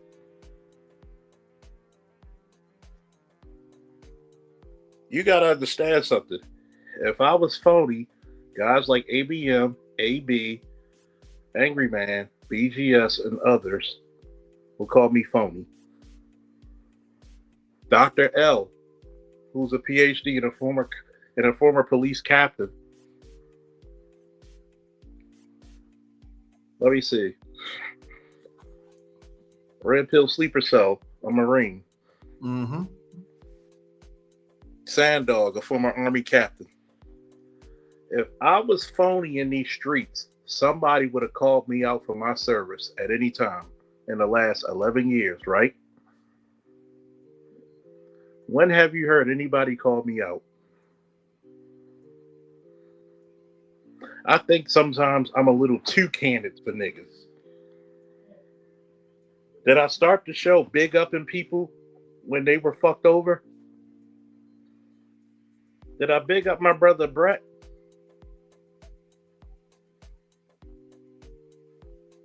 See, people forget shit very quickly when I big up other people, not just because of, but in spite of what they went through, right? But here comes Johnny come lately. Want to start some shit over there, God and Savior Charlie Kirk. When Charlie Kirk would have looked down upon a nigga like you. And I'm a Trump supporter, by the way. I voted for Trump. I did too. So you can't come with all this liberal bullshit. I mean, nah, that don't work over here, buddy. Yeah, I got Trump hats, Trump shirts donated to the campaign and all that. Yeah. And guess I what? voted for Donald Trump. I didn't vote for Turning Point and their flunky Charlie Kirk. Nope. He was nothing but a fucking front man. He didn't start that shit. And here's the bad part. What's the one thing I always taught my subscribers? You go for the person who has the most in your favor. They might not have everything, but if they have the most, you vote for that motherfucker. Last time I checked, City Boys, shout out to fucking ABM. City Boys with the Kentucky dude. Hey, what about those white dudes that went to that damn HBCU? Those motherfuckers are stupid. Yeah. What about them? They got ran up out of there. Looked around and found out. So I'm gonna tell you exactly what it is. See, motherfuckers, think shit is a game. yeah. And shout out to Bay. We was, you know what I mean, a couple weeks back, we was talking about this shit on Bay's channel. The political climate in this country right now, man, is not a fucking game, dude. Mm-mm. Them dudes went to that campus thinking shit was sweet. And shout out to Hotep Jesus, because he made his video about it. Yo, them kids showed them boys mercy. Hey, because they all could have just swarmed on him and fucked them up. Hey, I got a clip, man. Hey, from him, man. Hey, I want you to play this clip that I made. He spoke on some real shit though. He went off on some motherfuckers. But the thing about it is, again, Charlie Kirk was killed. They tried to kill Donald Trump. Right. Somebody showed up at Nick Fuentes' house with a, what was it, a fucking crossbow? Yeah. They said they're gonna put Charlie Kirk on a currency. Doug, listen, motherfuckers is playing around, man. I'm gonna put it to you this way. What if somebody hires Blackline Security to protect some of these folks? Do you think what do you think Blackline Let's stay Security? up there. What happened if Blackline Security had to protect one of these? You do know that as the commander of that shit, if I own the security firm, am I not the commander? And if I give my officers, who are armed and well trained, the first motherfucker comes with a gun, I don't give a fuck if they come with a heavy enough rock that could put down Goliath. Put the fuck down. See, when those guys came on that HBCU, y'all forgot it was the same motherfuckers their age and a little bit younger that kept the Klan out of fucking your cities. See, once again, I'm a historian by trade. It was those young boomers who took them Klansmen by the robes and beat the shit out of them. Mm-hmm. What's the nickname that we have for my grandfather's 12-gauge double-barrel shotgun? We call it the Cracker Smacker. That's funny. But what isn't funny, nigga, I'm going to tell you this because I know you're still watching, MJ. I'm like Ray Robinson. The name may be sugar, but ain't shit sweet over here. Mm-hmm. I'm going to tell you something. Don't you ever come to my fucking channel ever again and you insult. There's very few people I take offense to. Don't you ever insult Dr. King, and don't you insult Malcolm X. Don't you insult anybody from the Black Panther Party. Don't you insult anybody who shed blood for the cause. If you ain't gonna talk about fucking George Washington or Thomas Jefferson or none of them motherfuckers, the white people, don't you come over talking to our heroes to here. And I go for any motherfucker, if I like you or not, I will ban you from my channel. Yeah, if you're not going to talk about George Washington was chasing a black woman near the end of his life, trying to chase down a black woman to get her back to be a slave, don't come up here. Gee, I wonder why. Anyway. I mean, I'm just saying to sit up here and try to play this moral high ground again, and you push Trump. Like, again, dude, I voted for Trump, bro, but I didn't vote for him because he was a saint. No. Yeah, I know he's not a saint. It wasn't his goddamn morality I voted for, dude. You know what I'm saying? We voted for practicality. Yeah. Yeah, I don't get mad at people because I know he's a prick. But I'm sorry that AKA wasn't qualified or fit to be president. But guess what? Pricks, if you notice in history, pricks get shit done. Yes. If you notice, what did Kentucky do? Say it with me now, ABM. City boys. Dr. King got shit done. So what? Yeah. He was fucking some hoes. Yeah. Let's give racist J. Edgar Hoover the benefit of the doubt and say Dr. King had them white bitches lined up and he was banging them, right? Mm-hmm. Did that stop the man from getting his mission accomplished though? Nope. He actually was and I really think that was the thing there. I really think y'all just mad King was getting them white hoes. I think that's really what it is. Before they put him on the currency, damn it, they need to put Dr. King and Malcolm X on currency. Bro, they not putting no fucking. Listen, I told people the same thing when they was talking about Harriet Tubman on the fucking money. They not putting no Charlie Kirk on no fucking money. Charlie Kirk was a fucking influencer. And if they do, who cares? But exactly. Who the fuck use cash nowadays? Guess what? And look, if they do, all I'm gonna do is use it to troll the liberals.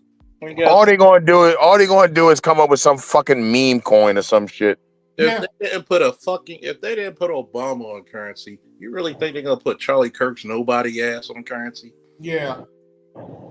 Charlie Kirk was a fucking influencer, dude. Who fucking cares? Charlie Kirk wasn't even old enough to run for any office of substantial. Exactly. He's only 31. And what the fuck can a 31-year-old talk to me about? I wasn't married to my son's mother, but then I raised. Well, and they said too that he died on standing on truth, though. He stood on lies. Because if you believe that 2/3 of the fucking black men abandon their children, when we can prove by the CDC, the U.S. government, when does the U.S. government like to take losses? Never. But did they had to admit that we were better fathers than anybody in this country? Yep. If you can't fucking pull that shit out your ass, you ain't got nothing to talk about with me. Shut the fuck up. I'm waiting for the next. Since we up here, I'm waiting for the next detractor. Please. Please. Please. I got more respect for, you know what, nigga? May has no problem coming to my channel. I have more respect for May than some of you niggas who come on my platform.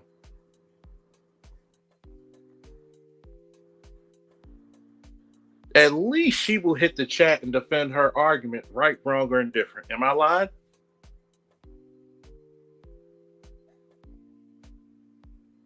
Facts. If y'all have an issue about May being on my channel, fuck you. At least you hit the link. Yeah. And I will defend her right to hit my link. Even May called you a bitch ass nigga for that. As a matter of fact, May called you out if he was on his panel. Am I lying? No. And this is the reason why a lot of black men don't get their respect. Oh, I'm black. Prove it, nigga. Because no self-respecting Negro in these United States would even talk about some shit like that unless you're compromised. Keep talking. I'll be right back.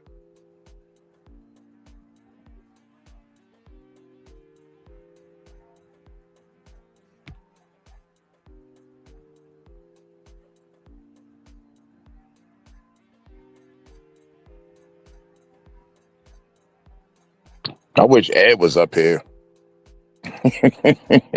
Probably knocked out like I'm about to be in a few minutes. Shit, I got 3 more hours, man, till I get off. I'm sleepy as shit. No, I think he's up because he be in the Discord too sometimes. Oh, okay.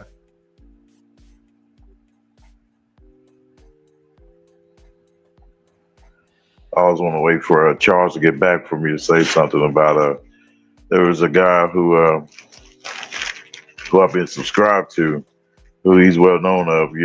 He's been on this panel, and it seemed like, I don't know, he spoke. He's spoken with like a decent defense, for Charlie Kirk. So it was a black dude.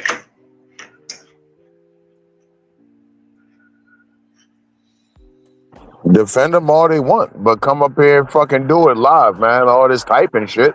Ain't your fingers cramping, motherfucker? All this typing shit, nigga. Come up here and speak, nigga. Shit. That's all I'm saying. Fuck you hiding for. Yeah, there we go. Hey, Cause I told black people to stay the fuck out that Charlie Kirk shit. Yeah, I've been trying to stay out of it. Yeah, I gave my little 2 cents about it, but then I ain't kept harping on it and shit like a lot of people have been. But I didn't agree spiked with up. it. I don't think you should be wasting your time trying to mess with people that agree with them, man. I mean, that's stupid. Well, yeah, and following what Brother Edward said, it makes no sense to. He's like, I'm done. I'm done with arguing. I'm done fighting against belief. People who want to believe something so strong, but at the same time, they trying to convince you not only or trying to elaborate on why they believe that, but at the same time, while they elaborate to you, they want to convert you over to what they believe, and Right. it frustrates them. So, which creates that back and forth. Fuck that. Yeah, I'm agreeing with Edward on that one. I'm not arguing belief. That makes no damn sense. That shit is a beef between liberals and conservatives, dude. And that don't have shit to do with us.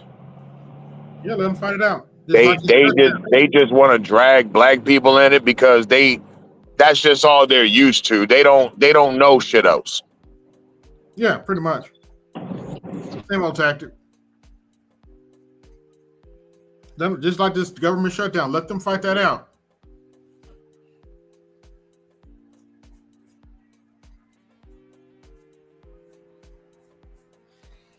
Damn right, let them fight that out shit, because these motherfuckers are fucked up in the head. Straight up, son. Yeah, I got to prepare for my show tomorrow.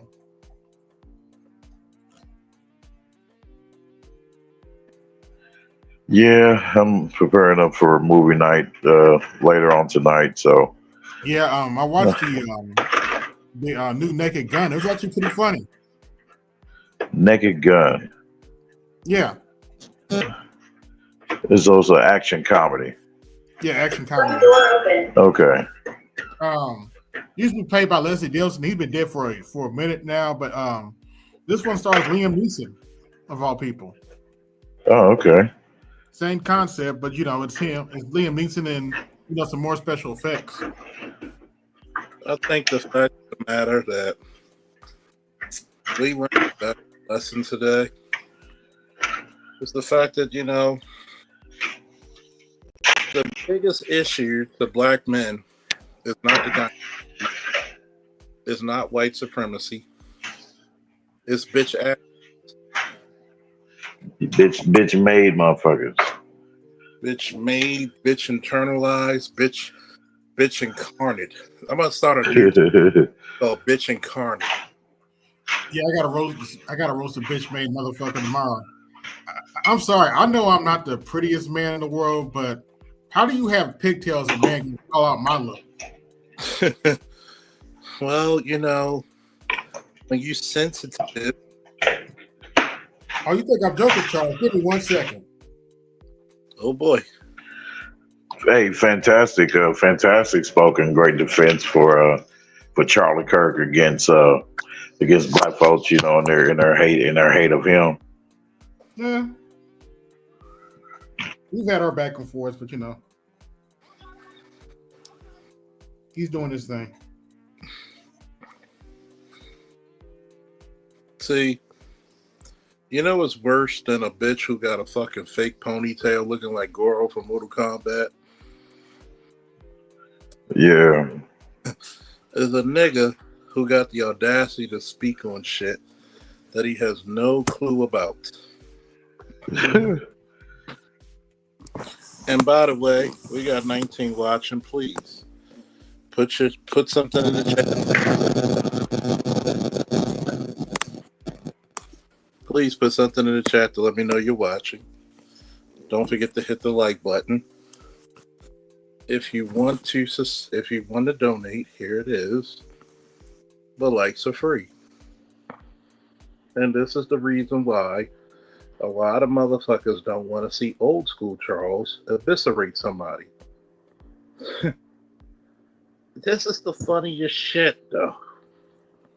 You come up on somebody else's platform, speaking somebody else's facts. Mm-hmm. That's a nigga? Yes. Yeah, that's the nigga trying to call me, gonna talk about my look, call me a big bag and shit. I ain't nothing to hide. I've been a big man all my life. So what? What you gonna do about it? That nigga look like he cleaned his teeth with dildos. Dude got pigtails. Gonna call out somebody's looks, man. I'm like, damn. That nigga look like a sweet ass version of Pippi Longstocking's gay. And here's the thing. All I asked him was, "You're a married man. Why are you worried about passport, bro?" Wait a minute. He married. That's the only thing I asked him. You married to a woman? I didn't ask him all that. That ain't my business. That's good. That is a good question though. You married to a woman? Get the fuck out of here, man. And I wasn't gonna say nothing about his look, but since you want to call out my looks, oh no, nigga. I mean, you forgot, man. A lot of these, there's a lot of motherfuckers who are married who are simp dads, simp husbands, beta male husbands. And he did a response video. And it made it even worse. He's like, because he was talking about dudes going to Thailand and shit. Like, man, and he was talking about how he was doing stuff over in Thailand. Man, I was over there on my job sent me over to Thailand. So I was like, so wait a minute. You wasted time on your job to go talk about grown men that you don't like, and you overseas on business? Really, nigga? But guess what? He was fried mad because the niggas didn't hit on him. Hey, Charles, what do you think about? What's your thoughts on the people being fired for what they've been saying about Charlie Kirk? I don't feel sorry for him. What I think about it is, why should we lock up people for First Amendment rights? No, I don't think they should be locked up for it, but you know. Wait a minute, repeat that again, Charles. You was kind of low. See, I sit in a special class, right, where I defended motherfuckers' First Amendment rights. Even if I don't agree with a dumb motherfucker, like a Charlie Kirk, he has a right to say what he want to say. Unlike Charlie Kirk, I actually defended people's First Amendment rights. Mm-hmm. I don't believe he should have been killed for what he believed in, no matter how erroneous it was. It was weird fucked up in front of his family too. Yeah, that's up. But yet, why is it that all of a sudden we're going to call out Charlie Kirk, but we ain't going to talk about Brother Malcolm and Brother Martin standing up for their First Amendment rights? Yeah. Your but rights, you got people. Yeah. Your rights were divisive.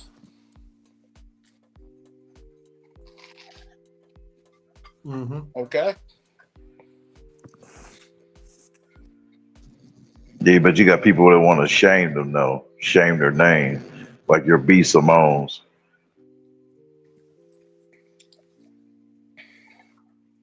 B. Simone. And shout out to AM. Not gonna use your for the $5 holler. That's what you get. Talk to him all, Mike. Now for a lesson.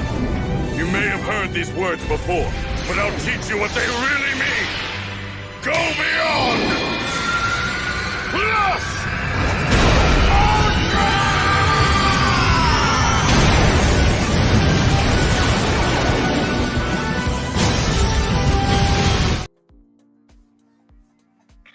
See, this is what I tell people.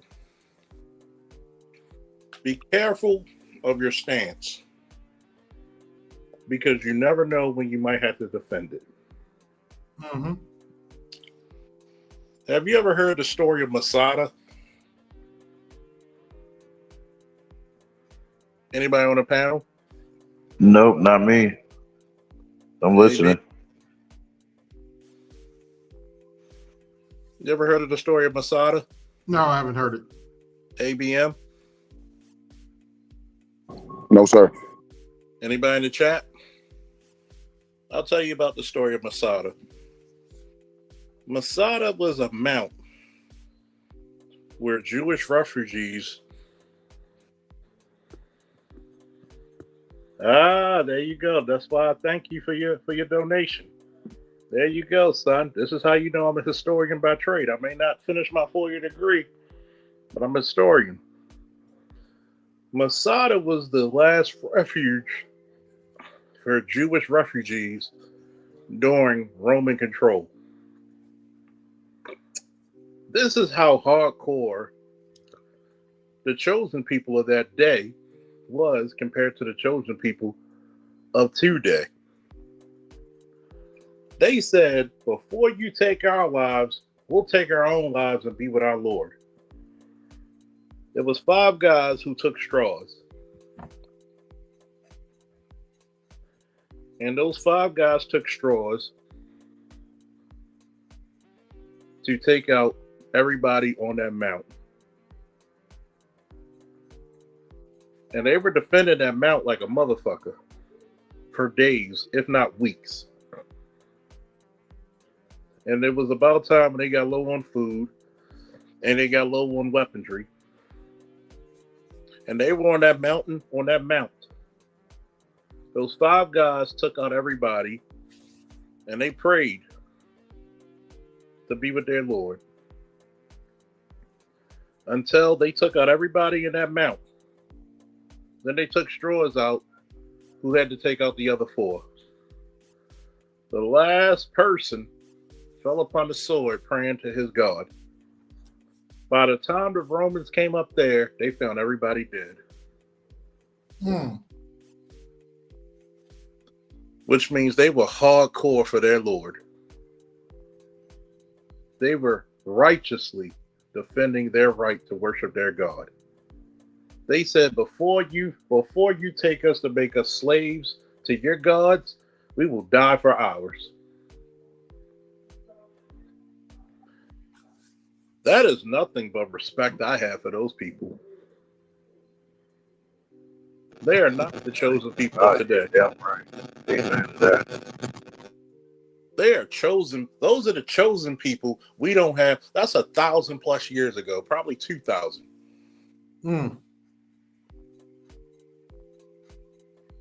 They rather submit to their Lord than to submit to their government. The opposite of what we see of people today. And who said you can't learn anything on YouTube? So when I look at people like a MJ, who's probably still listening, why don't you take the heroism of the people of Masada and invoke that when you couldn't even come on a damn live stream on a panel and defend your opinion of Charlie Kirk and others? One of the patches I carry on my flag vest is the people of Masada.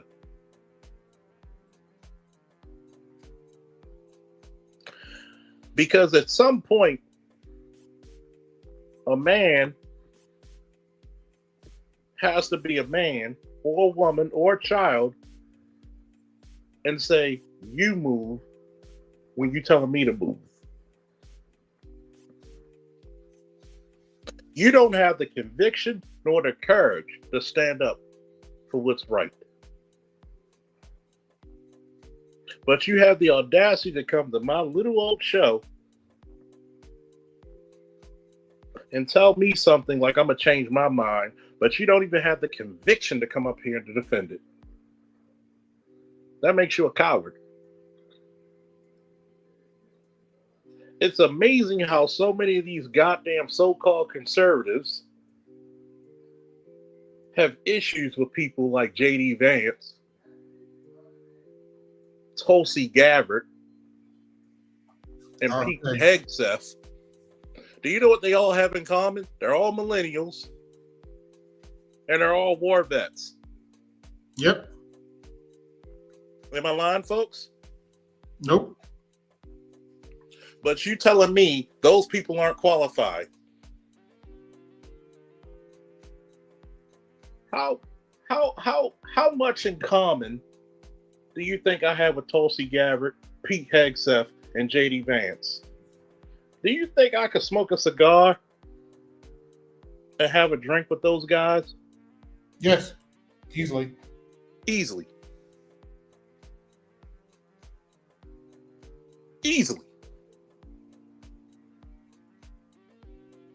As a matter of fact, a guy like J.D. Vance, Tulsi Gabbard, and Pete Hegseth will probably be like, finally, a motherfucker who gets me.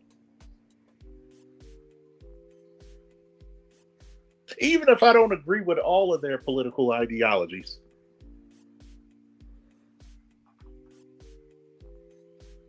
Because they know, I know where they come from. I'm from their ilk and they're from mine. Yep. If I came to Pete Hegseth and say, okay, you need to do this, he would actually take that into consideration. Hell, he might even run with that shit. If I would have gave Tulsi Gabbard, Pete Hegseth, or J.D. Vance the Gray Faulkner Initiative, Kind of broke up. if I would have gave any of those three the Gray Faulkner Initiative, what you think they would think?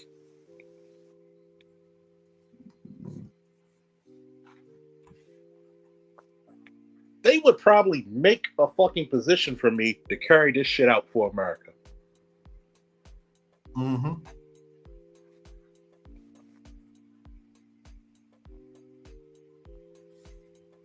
But see, I could tell cowards a mile away. This is the reason why I brought up the story of Masada. Because you have no conviction and you have no courage. And from now on, we give people 3 minutes to come up here. And it doesn't take you 3 minutes to hit a link. No. That's my rule. 3 minutes is more than enough. More than enough. For any detractor, anyone. And there's people who I can put on here and we have a difference of opinion. Hell, AB will tell you, ABM will tell you, Ray will tell you. There's times I don't agree with BGS.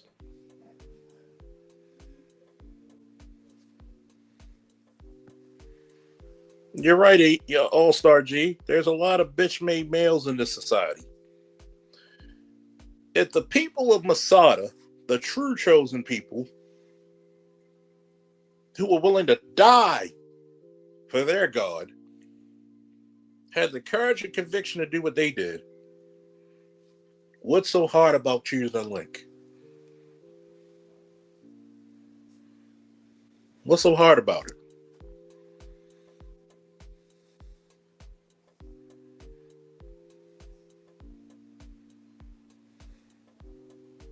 That's the problem.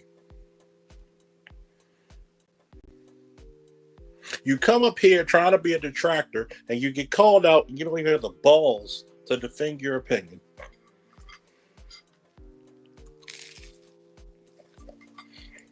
How dare you?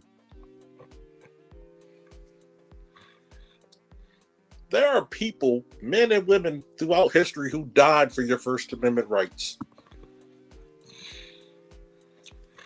And you don't even have the courage to express them?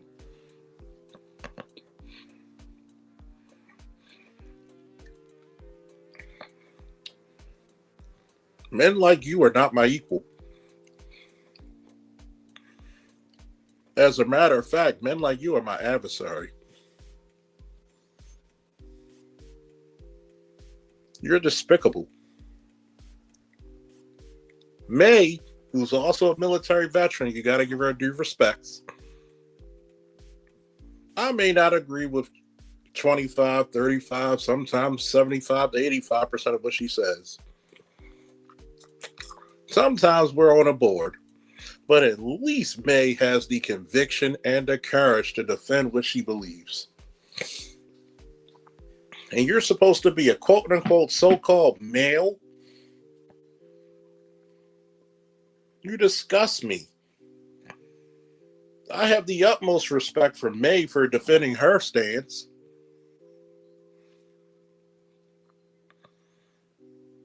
And I'm supposed to respect you?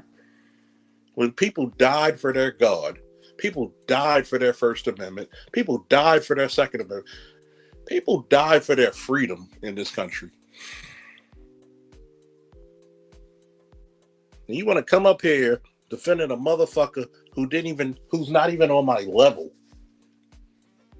Yeah, I said it. Charlie Kirk's not on my level of defending freedom.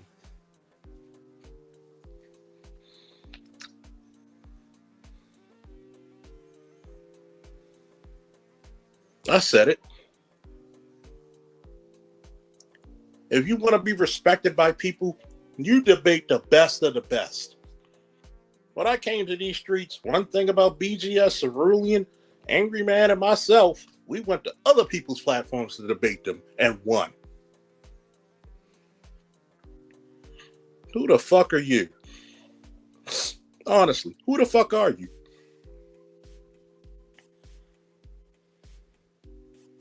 And it's about good and goddamn time men of some courage talk about people like you. If those people, the real chosen people, had the courage, the audacity, and the commitment to God to bend no knee to no man but God, what the fuck do you worry about? Somebody else say something before I go off with this bitch. Somebody say something. See, you don't know how happy I was to go back to old school me. You don't know how happy my subscribers were happy for me to go to old school me. What my man AG All-Star G said, we want to see Old Testament Charles again. We want to see fire and brimstone Charles again. I will baptize a motherfucker like you.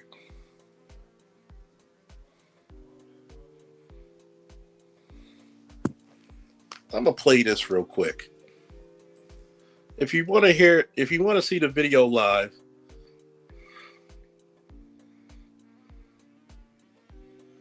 it's called Skeletor's theme. Skeletor's speech. I'm going to play this real quick for everybody listening. I stand before the great eye of the galaxy, chosen by destiny to receive the powers of Grayskull. This inevitable moment will transpire before your eyes, even as He-Man himself bears witness to it. Now, I, Skeletor, am the son of the universe.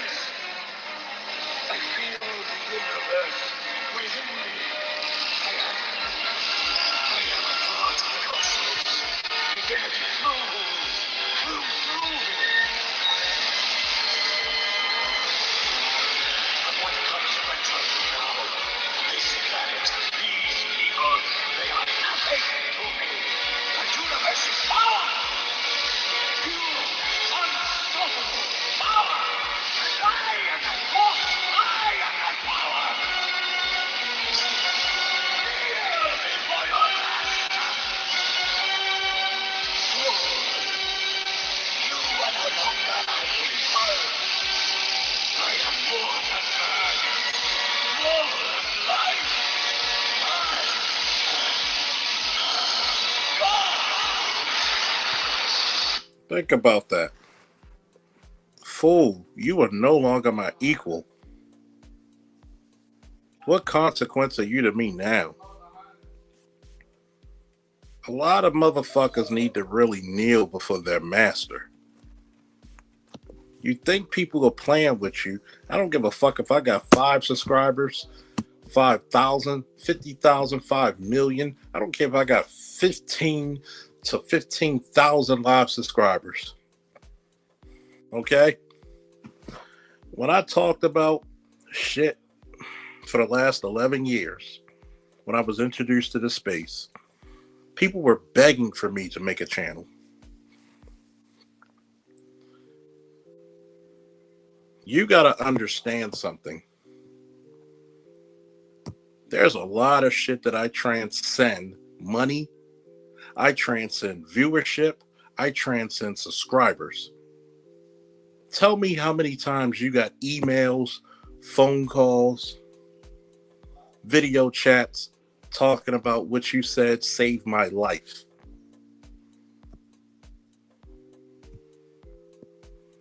Okay?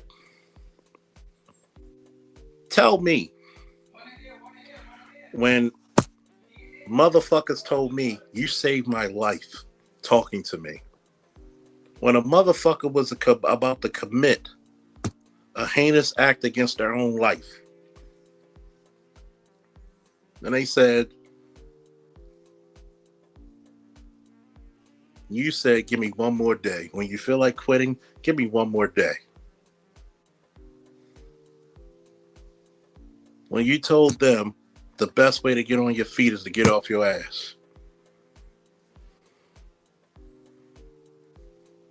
When you told them failure is not the end of the road, it's just a new beginning. I don't give a fuck about no Charlie Kirk. Charlie Kirk can't tell a black man how to feel to be black in America.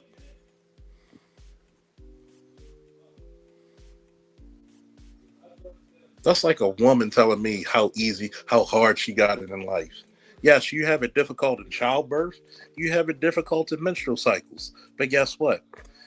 If you cry on the middle of the road with a flat tire, there's a man going to help you. If a man cries with a flat tire in the middle of the road, people are going to see you as weak.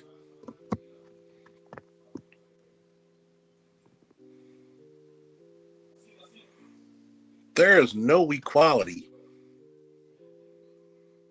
that none of these motherfuckers can have towards accomplished black men. If Charlie Kirk was so much of a hero, I ain't see him debate no Dr. Tiason Johnson, no Dr. Curry, no Dr. Ron O'Neal, no Dr. Dunbar, no Dr. Nicole Ali, no Dr. L, no BGS, no Artisan MC, no Art New Style, no Art of Hitmore, no Charles Faulkner Jr., when we are readily available.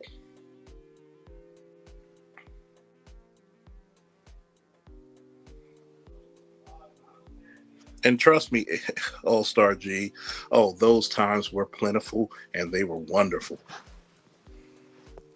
For a lot of you newbies out there,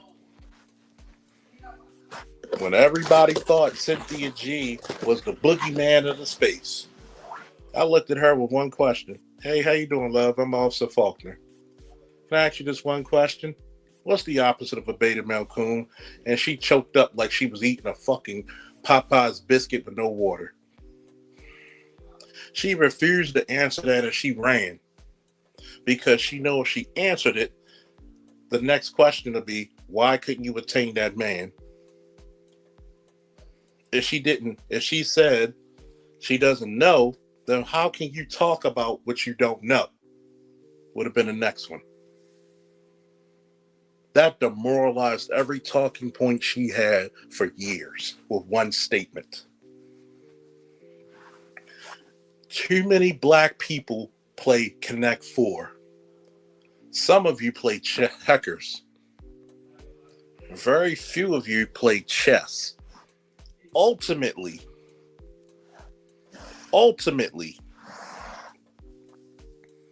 there's only a handful who play Risk.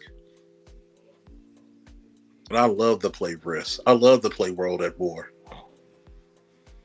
I may give up part of my country to gain the world. That's the type of strategy. That's the type of strategy I love to play. The Punisher. Yeah, you want to take a look at the back? Or can you share it? I don't know. Right? The Punisher said it best. I didn't trade sides. No, I just got so close to my target that I know I cannot miss.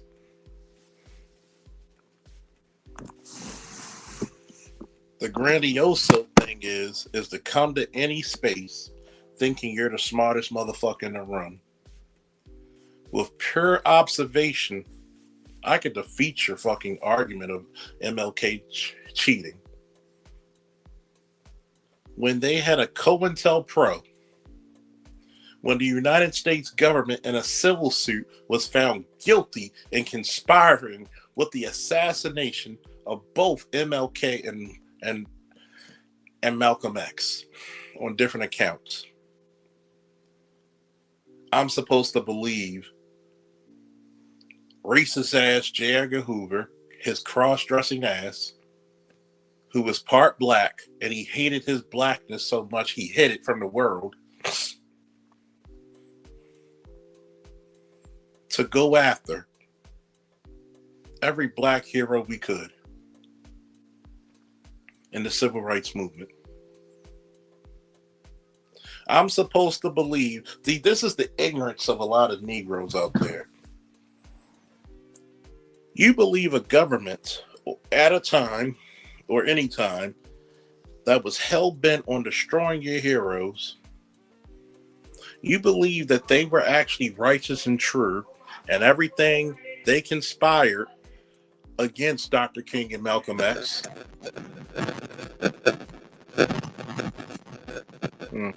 You bugging out, Ray? You might have to go out and come back in. You believe that these people who had a vested interest in destroying the character of these men, and they're not the only two, that the government is not above lying, not above unreasonable subterfuge, which means illegally making shit up.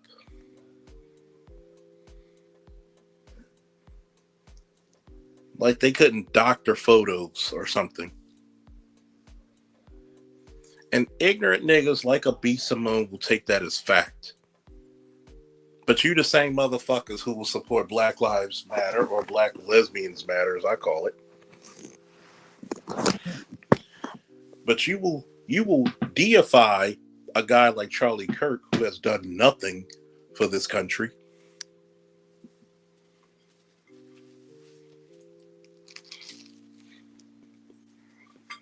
When you say to yourself, why doesn't he ever debate the professors of these kids?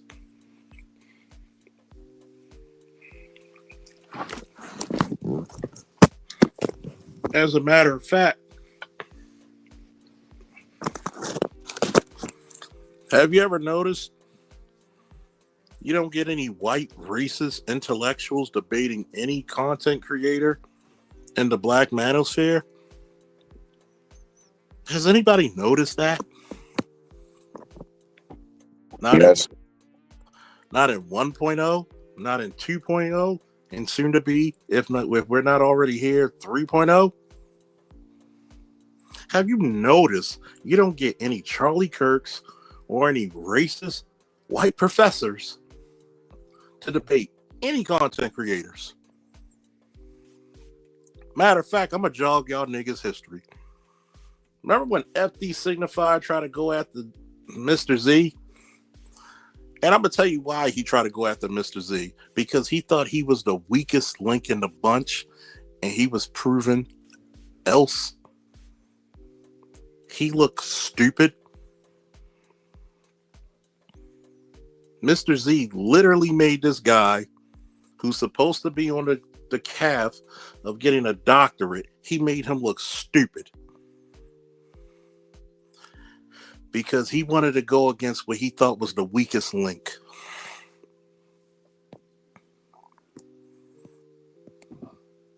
Did y'all notice that? Hello, how am I now? all scratchy as hell. Did y'all notice that? See, people forget because too many people have recency bias. There's a reason why you don't see FD Signifier in our fucking platforms anymore. Because Mr. Z did a good damn job debating him. That he knew if he went up the chain of command or up the echelon, he would get eviscerated. Even when I asked him questions when he was in the chat,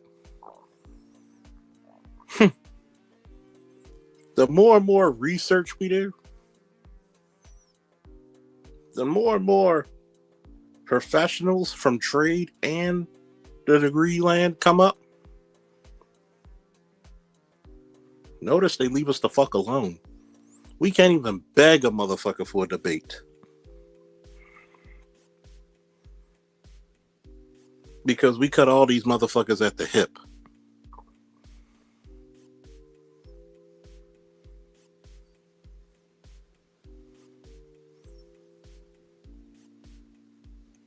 What happens when you go against a motherfucker who has the mentality of Shaka Zulu? Well, you'll burn in the fires of hell. Where I come from, we eat fire. Was his response.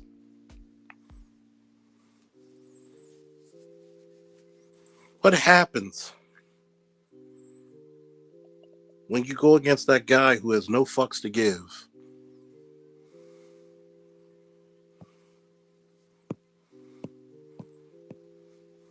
What happens?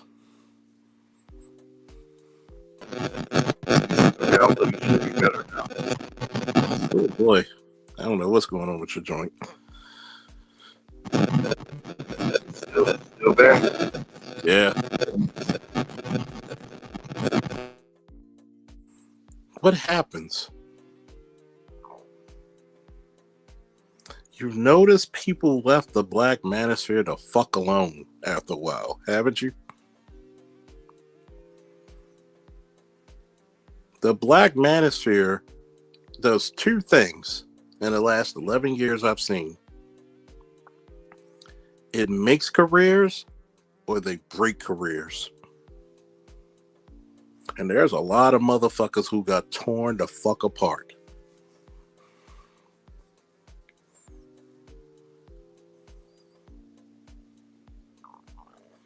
See, I come from the ilk of the Masada. I come from the ilk of the Zulu. I come from the first black people to kill and die for this country. I come from the ilk of the Harlem Hellfighters. I come from the ilk of the Tuskegee Airmen. I come from the ilk of the black men who fought in Korea, Vietnam, the Gulf War, Afghanistan, Iraq. I come from that ilk.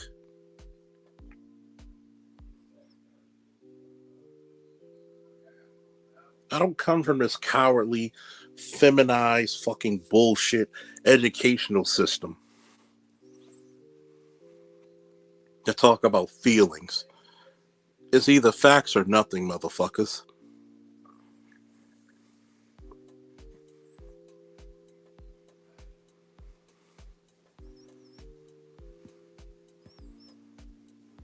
I think a lot of Black Manosphere creators and new black media are shadow banned. Obviously, but a guy with 6.1, 6.2 thousand subscribers. Obviously, I'm shadow banned.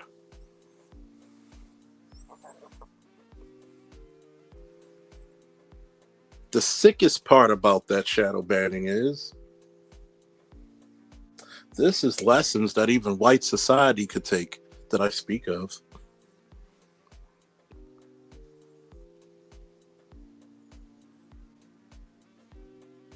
These are things that white society are afraid of. See, the Black Manosphere is Thanos to white media. And what I mean by that is by saying you couldn't live with your failures. So what happened? It brought you back to me.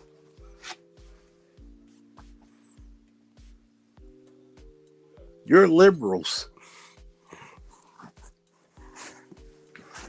Lied to their constituency about the mental health of their president, and they're running and trying to run their vice president when they knew she didn't have a chance in hell, and that guy didn't even know where he was.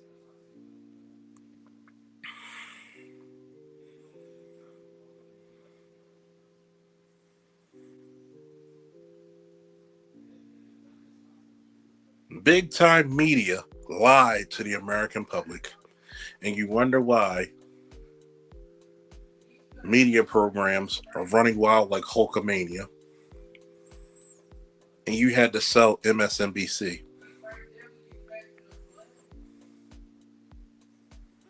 We're only getting stronger. We're only getting better. We're the ones who give the facts out.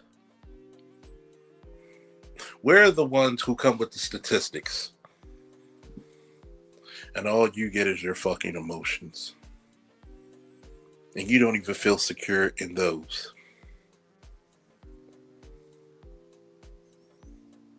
The flagrant foul that you actually run with is that black men are inadequate. And what did we find out very quickly? That black men are not even your equals. They've been your superior the whole time. They are the fathers you wish you had.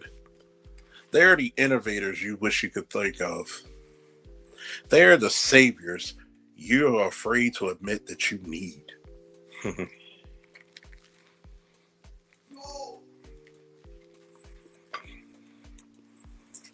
And oh, how sweet it is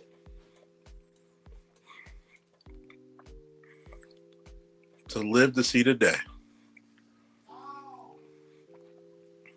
that everything the Black Manosphere has been about since A1 day one has come true.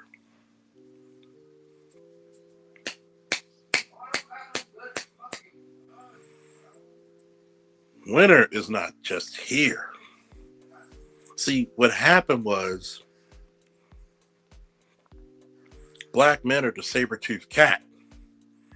Black men are the woolly mammoth.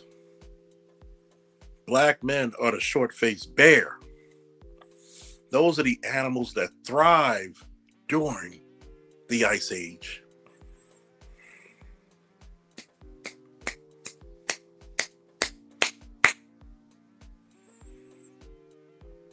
You thought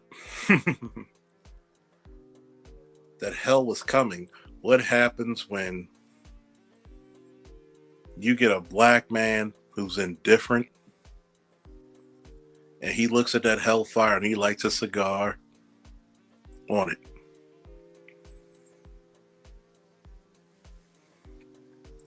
You're the one saying what we do when our women turn on you. You had no question. You had no answer. You had no care for what happened to us. So what happens when it turns on you? You're looking for black men for the answers. Hell, MJ, I might have just let ABM debate you and I would have just muted up and stayed quiet. But this is the reason why I say any detractors, you give them 3 minutes. If not, you send them next week. If they don't learn their lesson next week, you ban them forever. Because you're not about shit. As the great John Henry Clark once stated, I only debate my equals. All others I teach. Any last words, ABM? Good night, everybody. I'm gonna get me some sleep. Wake up and watch some college football. Hope I can catch up with y'all later today. Thanks, Charles, for letting me come up. Hey, always a pleasure when you come up. My peoples love you. Woo! We got to catch you with a cigar one day at the shop. You know? I will say this in closing. Don't come bringing smoke to motherfuckers who bring volcanic fire and brimstone. Woo! We are out.